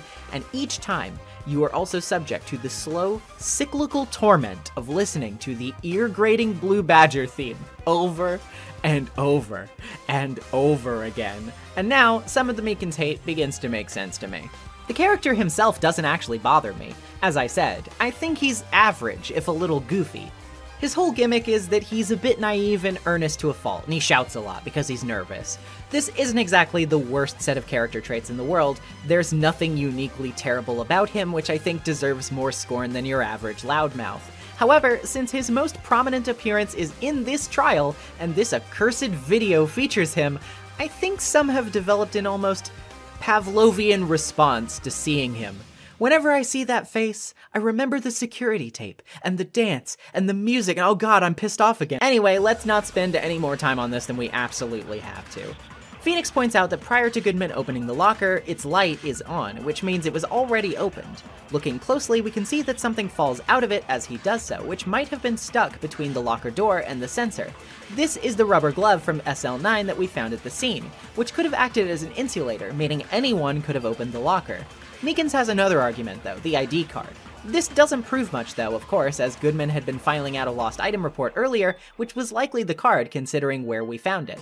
The working theory now is that Meekins actually confronted whoever stole Goodman's ID, meaning that no murder even occurred in the evidence room at all. Of course, this pivots suspicion back to Lana, but Phoenix argues that he has reason to suspect Marshall, and Edgeworth agrees to call him to the stand after a recess. Whether she thinks he is guilty, Lana admits to Phoenix that Marshall probably knows something. Lana does too, of course, but seems unwilling to admit it, even to Emma. Then, at Lana's request, Gumshoe brings us files on the SL9 incident, and we learn that she was a witness during it. On a list of people involved in the case, we see Emma's name, and the true name of the case is revealed to us as the Joe Dark killings. Visibly shocked and upset by this information, Emma runs off and we're ushered back into court. With no Chipper assistant to provide color commentary for us, we're on our own in our bid to confront Marshall, and watch this videotape a few million more times. He says that he was told to make his rounds about 3 times that day, but as previously mentioned, he doesn't have it in him, and is relying primarily on the security camera and ID card reader to cover for him. He doesn't seem to know anything about the fingerprint lockers though, and claims he was nowhere near the scene at the time. Phoenix comes out swinging right away with Marshall's fingerprints though, and now we're in the thick of it. He says the locker his prints were found on is his, so it's only natural to find them, and that they were just coincidentally close to where the bloody handprint was placed. Even after pressing him, he says we've got nothing if we can't prove he was there. Phoenix argues that because of the way the camera was set up though, he could have made his way through without being seen, because he knows about the camera's behavior, the layout of the room, and the fact that the camera doesn't show the floor. Presenting the tape again, our proof is in the last sweep of the room. A piece of cloth is sticking out from Marshall's locker where it previously was not, which means he must have opened it during that time. At first he doesn't get it, sure that anyone could have opened it up, but when he's informed about the fingerprint ID system, he finally breaks his calm facade and flips his lid. That feels good. The judge, demanding answers, wants to know where Marshall was in the room at the time. Here, we can point out the victim spot, meaning that the fake Goodman in the footage is in fact Marshall himself in disguise. Now, as for how we prove that, it's a bit difficult. But Edgeworth suggests we calm our mind and return to the basics. Ask ourselves what might have come about because of Marshall being in disguise and to go from there. If we look at the struggle between Meekins and the fake Goodman, we can see a lot of blood on his coat, which gives us our reason for why he opened his locker. he had to stuff the code inside it because he couldn't just leave with blood all over him, as it would make it obvious that he was the one who fought with Meekins in the first place. Marshall has no legs left to stand on and admits to the crime, seemingly bitter towards Edgeworth for not pursuing SL9 hard investigation, and stole Goodman's ID so he could enter and steal the SL9 evidence before it was moved. Meekins was an unexpected wrench in the gears, and he tried to knock him out to get him out of the way, but ended up making all of this complication in the process. That said, nobody died in the evidence room at 515. We've proved that much. As for why he needed Goodman's ID, apparently only the lead detective from the case is permitted to access the files of a retired case, and just didn't want to be caught stealing. The rubber glove wasn't his doing and was pure luck, but this means the locker must have been opened earlier by Goodman himself. He also has one more revelation for us too. Upon opening the locker, all of the SL9 evidence was already gone, and it hasn't been found yet. As for why he cares so much, well, checking the SL9 files will give us our answer. One of the victims listed among those killed by Joe Dark is someone named Neil Marshall. Neil, Jake says, was his brother, and a prosecutor. He was handling the SL9 case and was its final victim, at which point Edgeworth took over for him. Neil led the case with Gant and the team of detectives under them. They were hot on the killer's trail and desperate to convict him, and apparently Dark left behind the only evidence trail in all of his killings when he fought and killed Neil, which finally did him in. Marshall has always been suspicious about this though, unconvinced that anyone could have beaten his brother, and that's why he was so determined to keep the case alive. However, before we can wrap the day, Emma makes a surprise comeback. She's calmed down a little and she tells us that she went back to check the hand, gets Phoenix thinking, and he makes an objection, something that wasn't accounted for the whole time. During the video, the Blue Badger panel was obscuring and blocking off this specific locker the entire time it was there, which means the handprint could not have been left during or after this time, and must have been left earlier. This means blood was spilled in the evidence room before Meekins and Marshall's fight, and the card record proves that some people have come here before. As previously mentioned, Edgeworth entered to commit murder and clean it up before Meekins got there. This leaves only one ID card number to scrutinize, which is a 7-digit number made up of purely 7s. Phoenix claims that this person must be the true murderer, who Goodman entered the room with due to his ID card being stolen.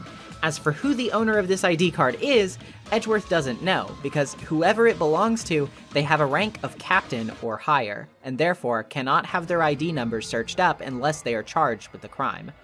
Oh boy. Marshall feels pretty vindicated by this, content to snark that this is what Edgeworth gets for all of the cover-ups and forgeries running rampant at the prosecutor's office, which does not make him happy. Ultimately, before he's taken away, Marshall demands Lana answer him about whether only legitimate evidence was used during the SL9 trial. Lana gives a meandering answer at first, that she became a prosecutor thinking that the law could be used to suppress crime, but that all the red tape of the profession only actually made it harder to do so. Finally, she drops a bombshell. Drastic crimes require drastic measures. That's just the way it is. We did what we had to, in order for him to get the verdict he deserved, even if it involved forging evidence. See? That's what I'm talking about. No! No! Order! Order! Order! Conclusion of the trial would have to wait until the following day. Well, that was something. Gameplay-wise, this is a bit of a stinker of a trial day. The tape really... Sure, the evidence room kerfuffle took up a lot of time, but it finally ties back into learning new information in a way that instills some genuine intrigue.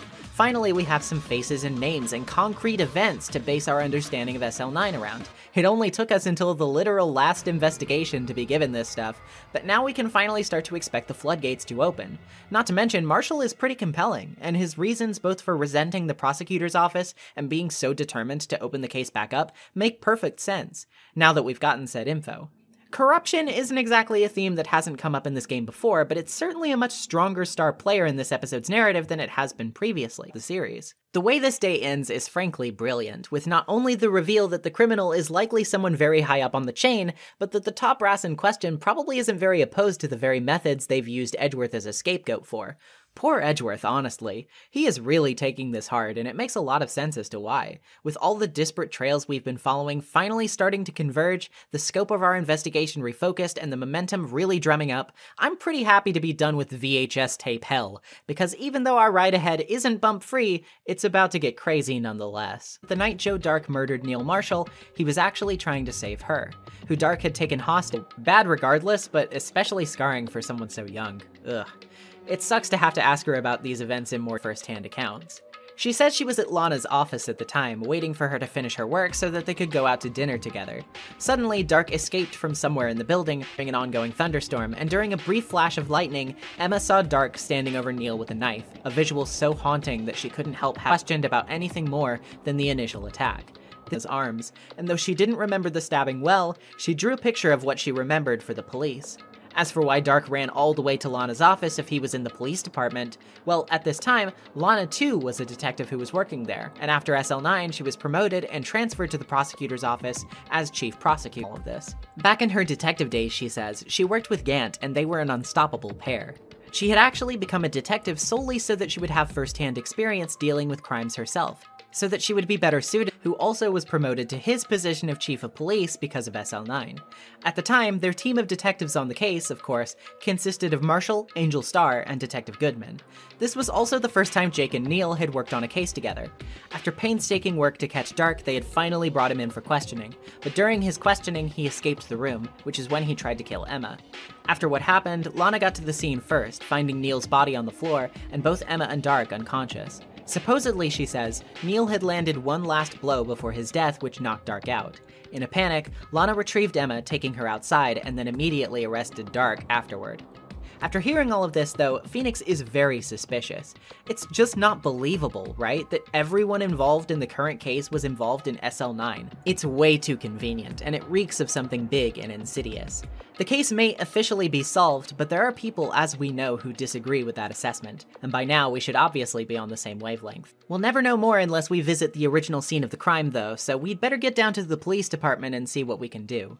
On his way out, we catch Marshall and manage to have a little chat with him before he's cuffed for his part in the debacle we exposed. He tells us that the evidence room isn't accessible anymore because of the recent trial, and also reminisces was always a bit fishy, he says. Despite the final report stating that it was definitely the murder weapon, it apparently didn't match the wound on the victim. Also, that same day, Neil had gotten the same King of Prosecutors award that Edgeworth was given the other day. After everything, all of the detectives were of course taken care of in some way, and both Lana and Gant were promoted, with the formers being insured by the latter.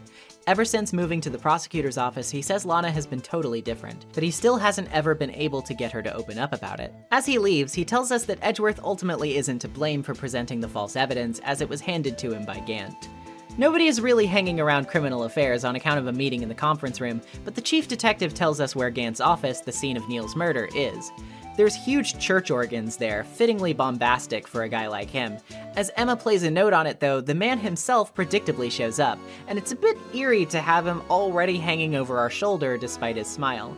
After putting a piece of paper in his desk, he does give us a small tour though, and shows us a picture of himself, Lana, and Neil Marshall in this very office, with Neil holding his trophy from that day.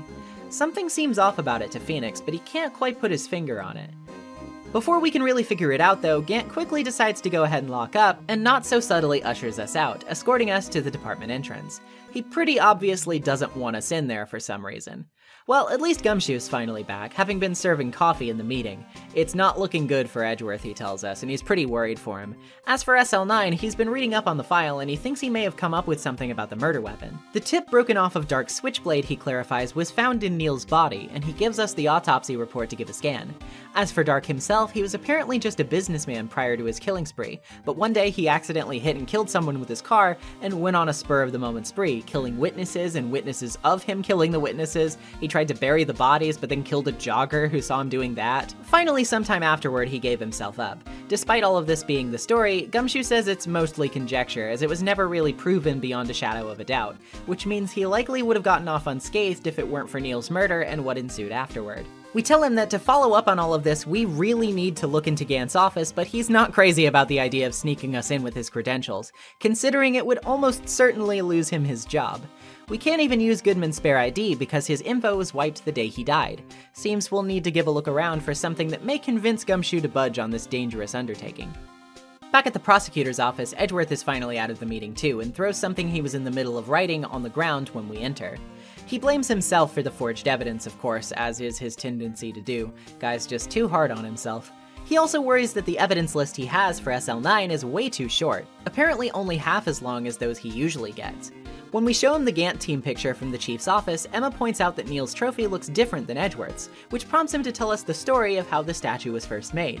It's based on an ancient Chinese tale, as the word contradiction is made of two characters which mean halberd and shield. In the tale, an arms merchant presents an emperor with a halberd he claims can penetrate any shield or armor in the world, and a shield he says can protect against any weapon. Of course, these two descriptions contradict each other, and thus the Chinese term was born. The broken knife and chipped shield symbolize these items on the trophy, but Edgeworth's only has the shield. This, he says, is because the halberd part was abolished 2 years prior by Chief Gantt himself, for reasons he's unsure of. If we pick up the crumpled ball of paper Edgeworth discarded, we discover he was drafting a letter of resignation, as he feels like something inside of him has died, no longer able to forgive himself for the things he's done in his career. I can think of one person in particular who would be pretty affected by this. Before we can leave the office, though, we meet up again with Angel Starr, who speaks with us about SL9 too. They had been trailing Dark for a while, she says, up until the night Neil was murdered, which was obviously haunting Jake for some time. Angel seems to think that despite the team's firings and demotions, and Lana's move up the ladder, that she too is just a pawn in someone else's game. She also says Gantt had his share of rumors floating about him at the time due to his tendency to always provide concrete evidence in any case he worked on. As for her speculation on the matter, she thinks Lana was given her position specifically so that Gantt could have a plant in the prosecutor's office via which he could control it by proxy, seeing as it was the only remaining institution he didn't have some measure of control over by that point. Presenting Gumshoe with Edgeworth's letter once we get back down to the department, he's predictably heartbroken that he's really been pushed this far. Despite his hesitation, he really wants to do the right thing by his friend, so he gives us his ID card to get into Gantt's office with. Even though he ponders not doing so for a bit, he does ultimately decide to come with us in case something goes wrong, though he does get slapped by Emma for his trouble when she mistakes him for a ghost. Ouch. Wait, how would you have hoped to slap a ghost, Emma? Once we're inside, we can finally give the place a bit more thorough of a scan. The left side of the room was formerly Lana's and was where Emma was waiting for her on the night of the incident. The right side is Gantt's part of the office, and he hasn't let anyone touch Lana's side in the past 2 years, rather strangely. Examining the chief's desk, there's a safe behind it which we need a code for. Phoenix has a hunch, and we input the 7-digit code of entirely 7s which was on the ID card record. Sure enough, the safe opens, which is quite revealing in and of itself. But there's even more to process here. Inside are broken... When we fish through the desk, we also find the paper he had hidden, which is the whole other half of the SL9 evidence list that... Yes, sir. Sorry. Oh, you in the coat. Me, sir? Drop off your ID on the way out. You won't be needing it anymore. But sir... Now get out! Yes, sir. We'll be on our way too, then. With Gumshoe frenzied and going back to check up on his job status, it seems Emma is going to be occupied with police questioning for the day, and things are not looking good. We give Lana one more visit. Phoenix doesn't hold anything back. He says she's keeping quiet about the details of Goodman's murder and taking the fall for another person, someone she is afraid to defy. When she asks who that is, it should be obvious what the answer is. Of course, Lana wants proof that Gantt has anything to do with this, but once we show her the evidence from his safe, she cracks. She still can't give us the details, but she can tell us one thing. She got orders 3 days ago to dispose of Goodman's body, which she'd find in the trunk of Edgeworth's car, and she followed those orders. She found Dark's knife plunged into the body when she found it, and replaced it with Edgeworth's instead, which was seen by Starr. The reason for this, she says, was because she didn't want SL9 to open back up, and called her sister to tell her about where the knife had been hidden so that she could hopefully relocate it. She tried to call Marshall once she got her orders, but he had plans of his own, as we've already seen. I'm afraid that's all I can tell you. But Lana... You've earned my respect, Mr. Wright, both as a defense attorney. Don't pursue this any further in court tomorrow. Tomorrow's trial. There's only one way to drive off Lana's demons. I've got to get to the bottom of everything. Detective Goodman's real murderer.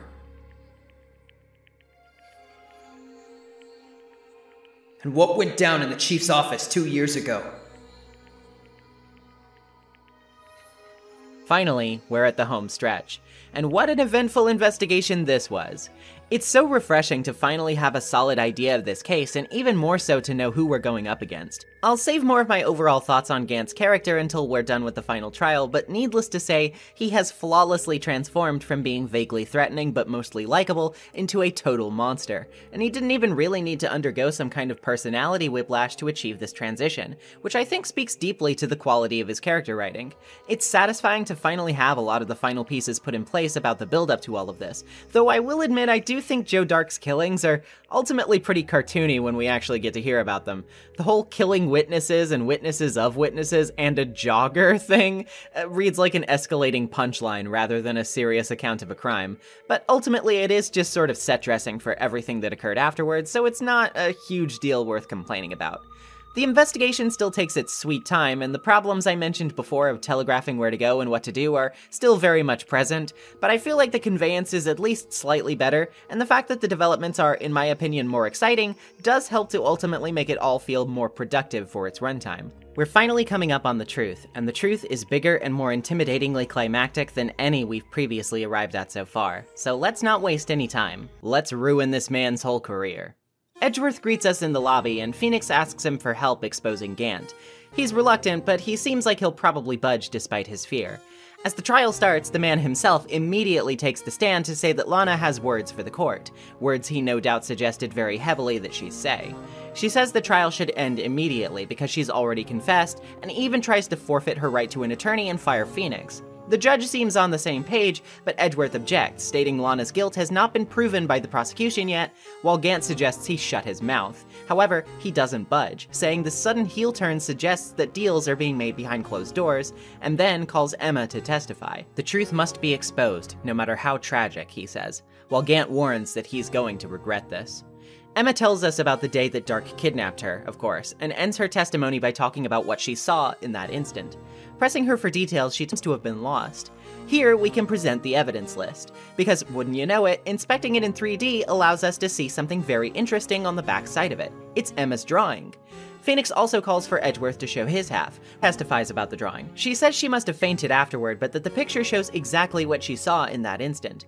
Phoenix objects though, pointing out that the tip of the knife looks broken in the drawing, even though Neil was only stabbed once and the tip was found in his wound. So what's going on here? Well, perhaps the tip itself was the falsified evidence. Let's think back. Well, Emma said she pushed the man holding the knife, knocking over the jar, and if that man was pushed in that direction, it seems to imply that Neil's death was actually caused by the knight statue, and he was shoved onto it by accident by none other than Emma herself.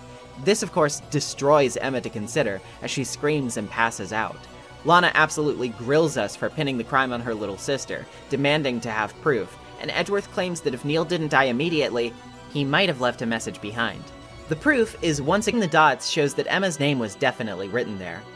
Gant takes the stand to mock Edgeworth for sentencing a man to his death for a crime he didn't commit, and the crowd explodes into an uproar as the judge calls for a recess. In the lobby, Gumshoe brings us a book on order from Lana, which reminds us of the 2 rules of evidence law.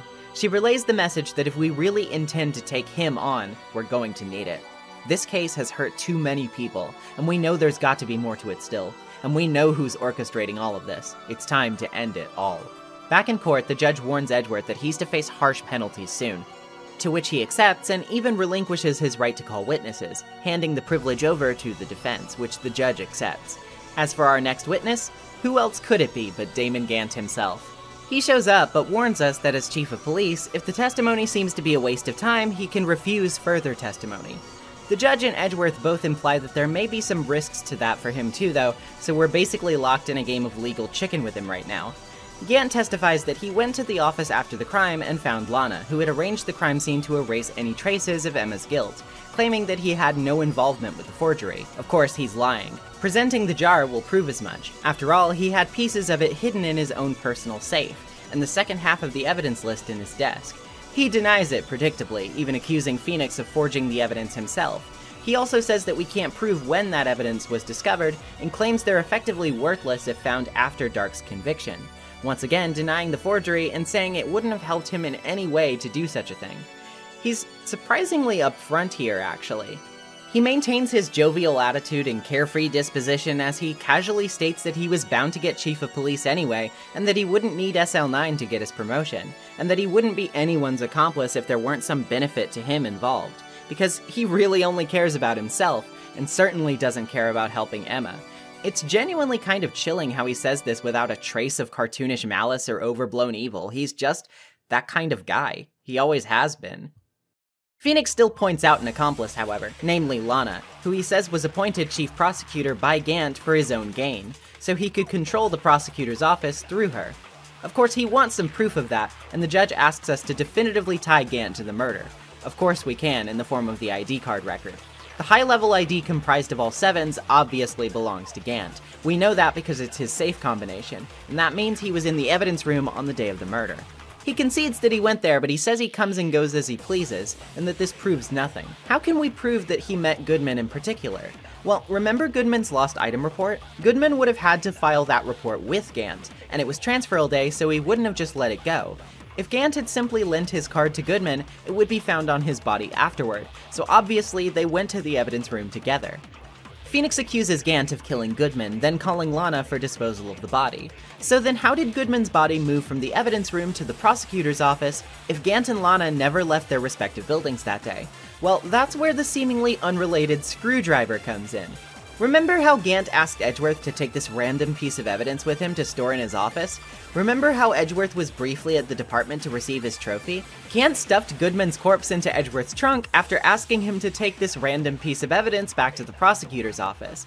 Edgeworth did so while never realizing he had to obey his orders to dispose of the corpse. With all this excitement flying about though, Gant says he's tired now, so he's gonna head out, invoking his right to refuse further testimony. Phoenix can't prove concretely that he killed Goodman yet, so the judge calls for a recess while penalizing Phoenix for accusing Gant of such a heinous crime. Edgeworth objects to this decision though, saying that someone else is capable of testifying about Gant's involvement, that being his accomplice, Lana herself. Gant sticks his head back in to warn Lana that if she helps us, Emma will be found guilty. Out in the lobby, Edgeworth explains that Gant's not in as good of a position right now as he tries to imply. Refusing to testify further now means he's giving up his right to testify later on if he changes his mind. Emma has come back to consciousness, having heard everything and having a greater understanding of the circumstances now. She blames herself for Neil's death and how much Lana has suffered, but we're not done yet. Emma deserves better than this, and we need to make sure that she gets it. Lana testifies about her relationship with Gant, denying that she's being blackmailed and claiming full responsibility for the evidence fabrication. She goes a step further though, claiming that she just wanted to find Dark guilty and was in no way motivated by helping Emma. Pressing her on how she rearranged the crime scene, she says she did so because she was the first to get there. Having seen the knife from the prosecutor's trophy inside of Neil, which she says Dark was responsible for. What happened to Dark's knife then? She says it was just on the ground and that she planted its tip in Neil's wound, then moved the body. As for why, she says the jar fragments would have threatened her plan. This doesn't add up though. Phoenix says the jar could only have been written on before being shattered, yet it was broken during the struggle. Lana says she noticed blood traces on the jar, but she couldn't see it well in the dark, so she wiped it just to be safe. The fragments were large, so she's sure she got them all. Did she though? There's one prominent piece she didn't wipe off, and that piece was in Gant's safe. Information which definitely shocks her to hear. If this is true, Gant's piece must have really been collected before Lana arrived, and that means he got there first. We're finally starting to unravel just how deep Gant's plan really went. Phoenix asks her to testify again, saying that if Gant fabricated the evidence ahead of time, Emma may not even be involved to begin with. Lana is scared, but she pushes ahead. She tells us that upon arrival, Neil was indeed impaled on the suit of armor's sword, and Emma and Dark were unconscious nearby.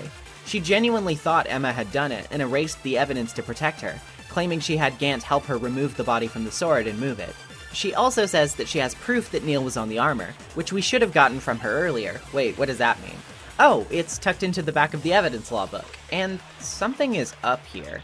A piece of cloth from Neil's vest is cut out in the picture. That seems familiar. Suddenly, Gant reappears, and though he says he knows he forfeited his right to testify, he's still allowed to present evidence. Then he turns to us, saying that we already have evidence to prove the murderer's identity. We're given a choice on whether or not to present the cloth with Emma's handprint on it, and if we do so, spoiler warning, warning us about the dangers of withholding evidence. Still, he can't exactly deny that he himself hid evidence now, so he decides to come right out with it. He did get there first. He did see a chance to manipulate Lana. He knew she'd ask for his help, so he helped her and could hold it over her head if something went wrong in the future. He kept the most legible piece of the jar, but hadn't accounted for Lana wiping the others off.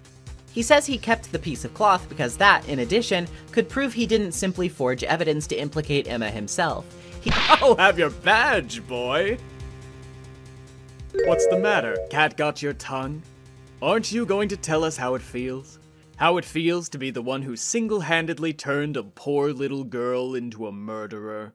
Finally fallen into place. This cloth holds a vital contradiction, proved by Lana's picture. Neil has blood all over himself, even on the spot that the cloth would theoretically have been before being cut out by Gant, which he just admitted he did. However, the cloth has no blood when she did so. And if Gant took it before it had any blood on it, saying that the evidence we just presented is illegal because we didn't use it before when asked, which then prevented us from being able to. 2 states that any unapproved evidence must be relevant to the trial at hand to be presented. Sorry, but can you recall, when was that picture presented? That was shown only a few moments ago. No. He's right. At the beginning of today's trial, that piece of cloth was still meaningless. The person who gave it value as evidence was you, Damon Gant. Let me verify this once more. On the day of the crime, you personally cut out this piece of the victim's vest? Oh, yes! No! It was then that you approved this cloth as conclusive evidence. Yes, you, the chief of police, personally approved this cloth. The only person who could have cut this from the victim's vest is the one who stood before Prosecutor Marshall in his final moments. The killer was you! Gant descends into a bout of glorious, unrestrained laughter, clapping so fast you can barely see it. Finally, he no longer has to withhold anything. He's done. He admits that he should have taken care of Marshall a long time ago, as he would never re-examine the evidence. He had just started to remove the evidence from the locker and was going to bring it to Marshall, when Gant grabbed the old broken knife and stabbed him with it on impulse. Finally, the truth he did for himself, for power and nothing more. And unfortunately, guys like him, they aren't uncommon. Tell me, Worthy, what are you doing in court? Me? You despise. If you want to take them on alone, you'll figure out what's needed. Gant, sorry that Gant is no longer the respectable man worth admiring that he once thought him to be. Gant says those days are long over, but now that Phoenix and Edgeworth are here, that things look like breeze. Out with the old, in with the new. The bells of a new beginning are tolling, the old ways are going away, and along with them, the people who maintained them. Lana may not totally be out of the woods, having still confessed to helping Gant. It's been a long time, Your Honor. A long time since I've felt free of these heavy chains. Out in the lobby, Emma is a little disappointed that Phoenix and Edgeworth got Lana's extensive thanks, but that she got nothing. Not content to let the day end on a downer note, though, Gumshoe has snuck Lana in for a few minutes to have an actual moment with her sister, who she's purposely alienated herself from for so long. She apologizes, saying that ever since that process, and how much it hurt Emma. She was scared of what Emma would think of her if she knew the truth. But Emma says that she's happy now, because she knew that Lana would finally come back to her one day. And now she has. No one can change the past. The only thing we can do is strive to make up for our mistakes. Why must we make up for our mistakes, you ask? Because in so doing, we can find the way back to our path. And once we've found our path, we can move on from our past mistakes toward a bright. Speaking of past mistakes, though, Edgeworth still feels pretty bad. Not only that, but he's internalized Gant's words, worried that if he doesn't stop being a prosecutor now, he just proves it. 2 halves of a picture, 2 pieces of a puzzle that need the other. We without him, nor could he without us. Seemingly sobered, but vowing to face his own personal demons, Edgeworth leaves. Lana, before heading off, gives Emma a scientific investigation book, the first book she ever bought. Of course, we're not allowed to leave just yet, because Gumshoe's strapped for cash. He needs to get his job as going to Europe to be taken care of by one of Lana's friends, who is a coroner. Gumshoe gets his job back, Meekins was demoted to a security guard but strives to become a detective someday, Marshall is glad we finally resolved everything, Angel invented a lunchbox themed after Phoenix, the judge can't remember Emma is heading off. She's a bit sad, but she says that if she ever wants to see Lana, all she has to do is open her scientific investigation book. Just like the younger Lana and Emma standing together, a picture which, God, I'm tearing up just writing this. And that's the end of Rise from the Ashes. And boy, can you see yet why this case is polarizing to a lot of people? First, this thing is way too damn long. Have you seen how much this video's runtime has been added to simply because of it? I bet you have. In addition to already having the inherent issue of Ace Attorney 1 of feeling the need to have 3 days, all of them are much longer than usual, and either way, it was a horribly hot summer, I couldn't get on the computer, and I wasn't existent yet? So I was just laying there on my bed for several days trying to work this one out. Good luck, idiot! Some of those feelings this time around because I had the value of hindsight and knew what to do ahead of time. If I didn't, and I went into this totally blind, I can imagine I've had run into the same exact issues, and even without them, the pace is pretty slow. And I know what you're thinking. Girl, you like huge visual, it's true. But the difference here is that Ace Attorney is much more comparatively snappy. I don't mind me some long visual novels, but I don't really dig the game having a well-established pace that just kinda tanks in the back half. You know how people joke all the time about how— do I even need to mention the security tape? The jar? So much is infamous about this case that, like, yeah, I can kinda get why some people hate it. However, that all said, I can't really. Because all of that aside, this is easily one of the best. This feels fittingly dramatic and has some serious gravity to it, which wield their influence for corrupt ends. Then you get Charisma and is able to come across as very nice and friendly despite how twisted he is, but that he's really not two-faced about it at all. Damon Gant does not have this. The thing that's scariest about Gant is that when he shifts into talking about how he did everything, when he tells us that he's only looking out for himself and how he totally made the first time dramatically, as if to pull a rug out from under our feet, and no, none of that. He delivers all of those horrible words in the exact same tone, with the exact same expressions, and with the exact same bubbly disposition. Who he really is has always been there on the surface. His tendency towards intimidation is obvious during even the first scene we meet him in. It might even seem a little obvious once we start to detract from the wonderful cast of side characters sprinkled all throughout the case, by the way. I've already talked a bit about how much I appreciate Emma, but now that we have the full picture, I also think Lana is a— but seeing how fiercely she advocates for Emma on the stand, how desperate she is to shield her from harm, and the way she hugs her in the end, it's clear to tell just how deeply she cares.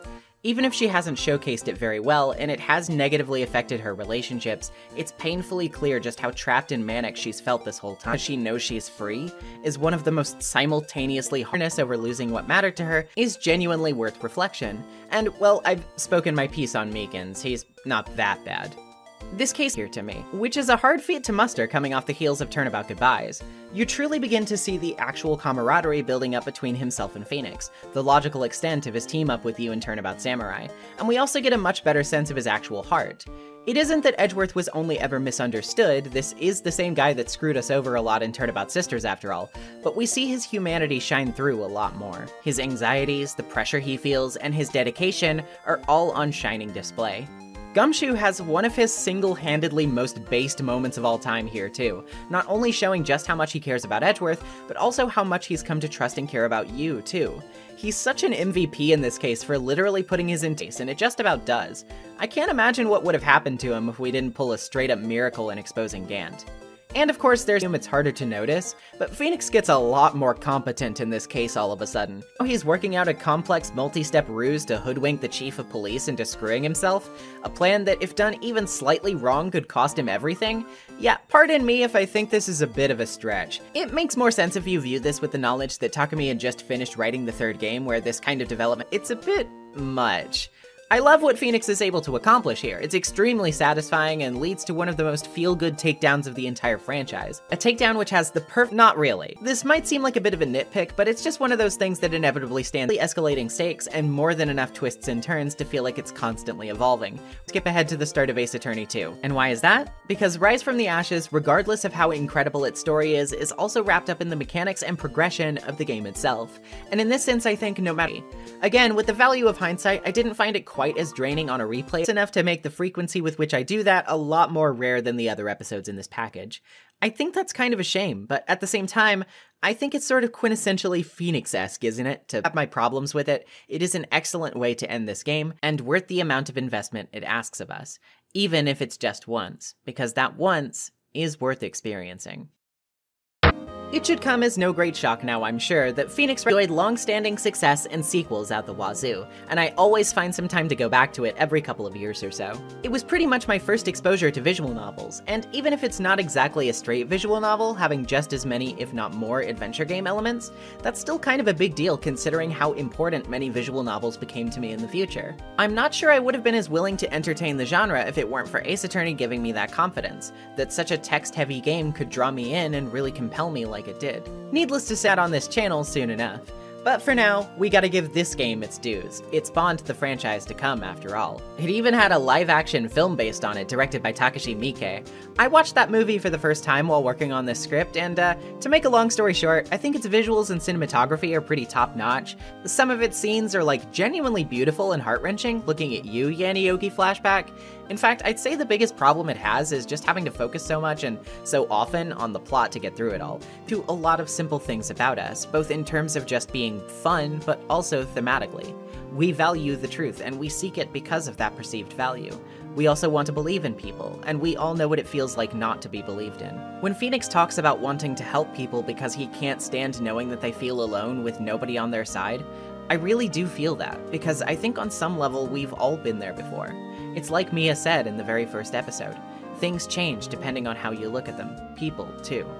Phoenix does. It isn't a sin to ask for help, and it isn't a bad thing to need it either. I think a lot of us feel a temptation to brave the cold. Abashedly, I think this game displays through its characters that we're always so interconnected, even in ways we don't expect. This can happen in horrifying ways. It can be the source of our pain, which keeps us to belong and new things to do. When you lose something, it hurts, and there may always be a hole in your heart where it once was. But you can always make something new. You can always go out there and grow, and that personal truth will always grow along with us. We can never go to, or during the most tragic things we endure, the air gets stagnant if we keep the world closed off.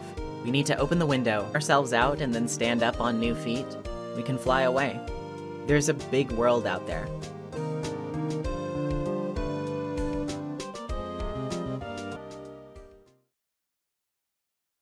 And finally, we've reached the end of this grueling legal gauntlet, at least for now anyway. We do have to tackle at least 2 more of these games before I move on to other topics, though I have been streaming quite a bit recently, so, you know, if you enjoy that kind of thing, you should definitely check those out while I do them here, or at least watch the VODs on my live tab.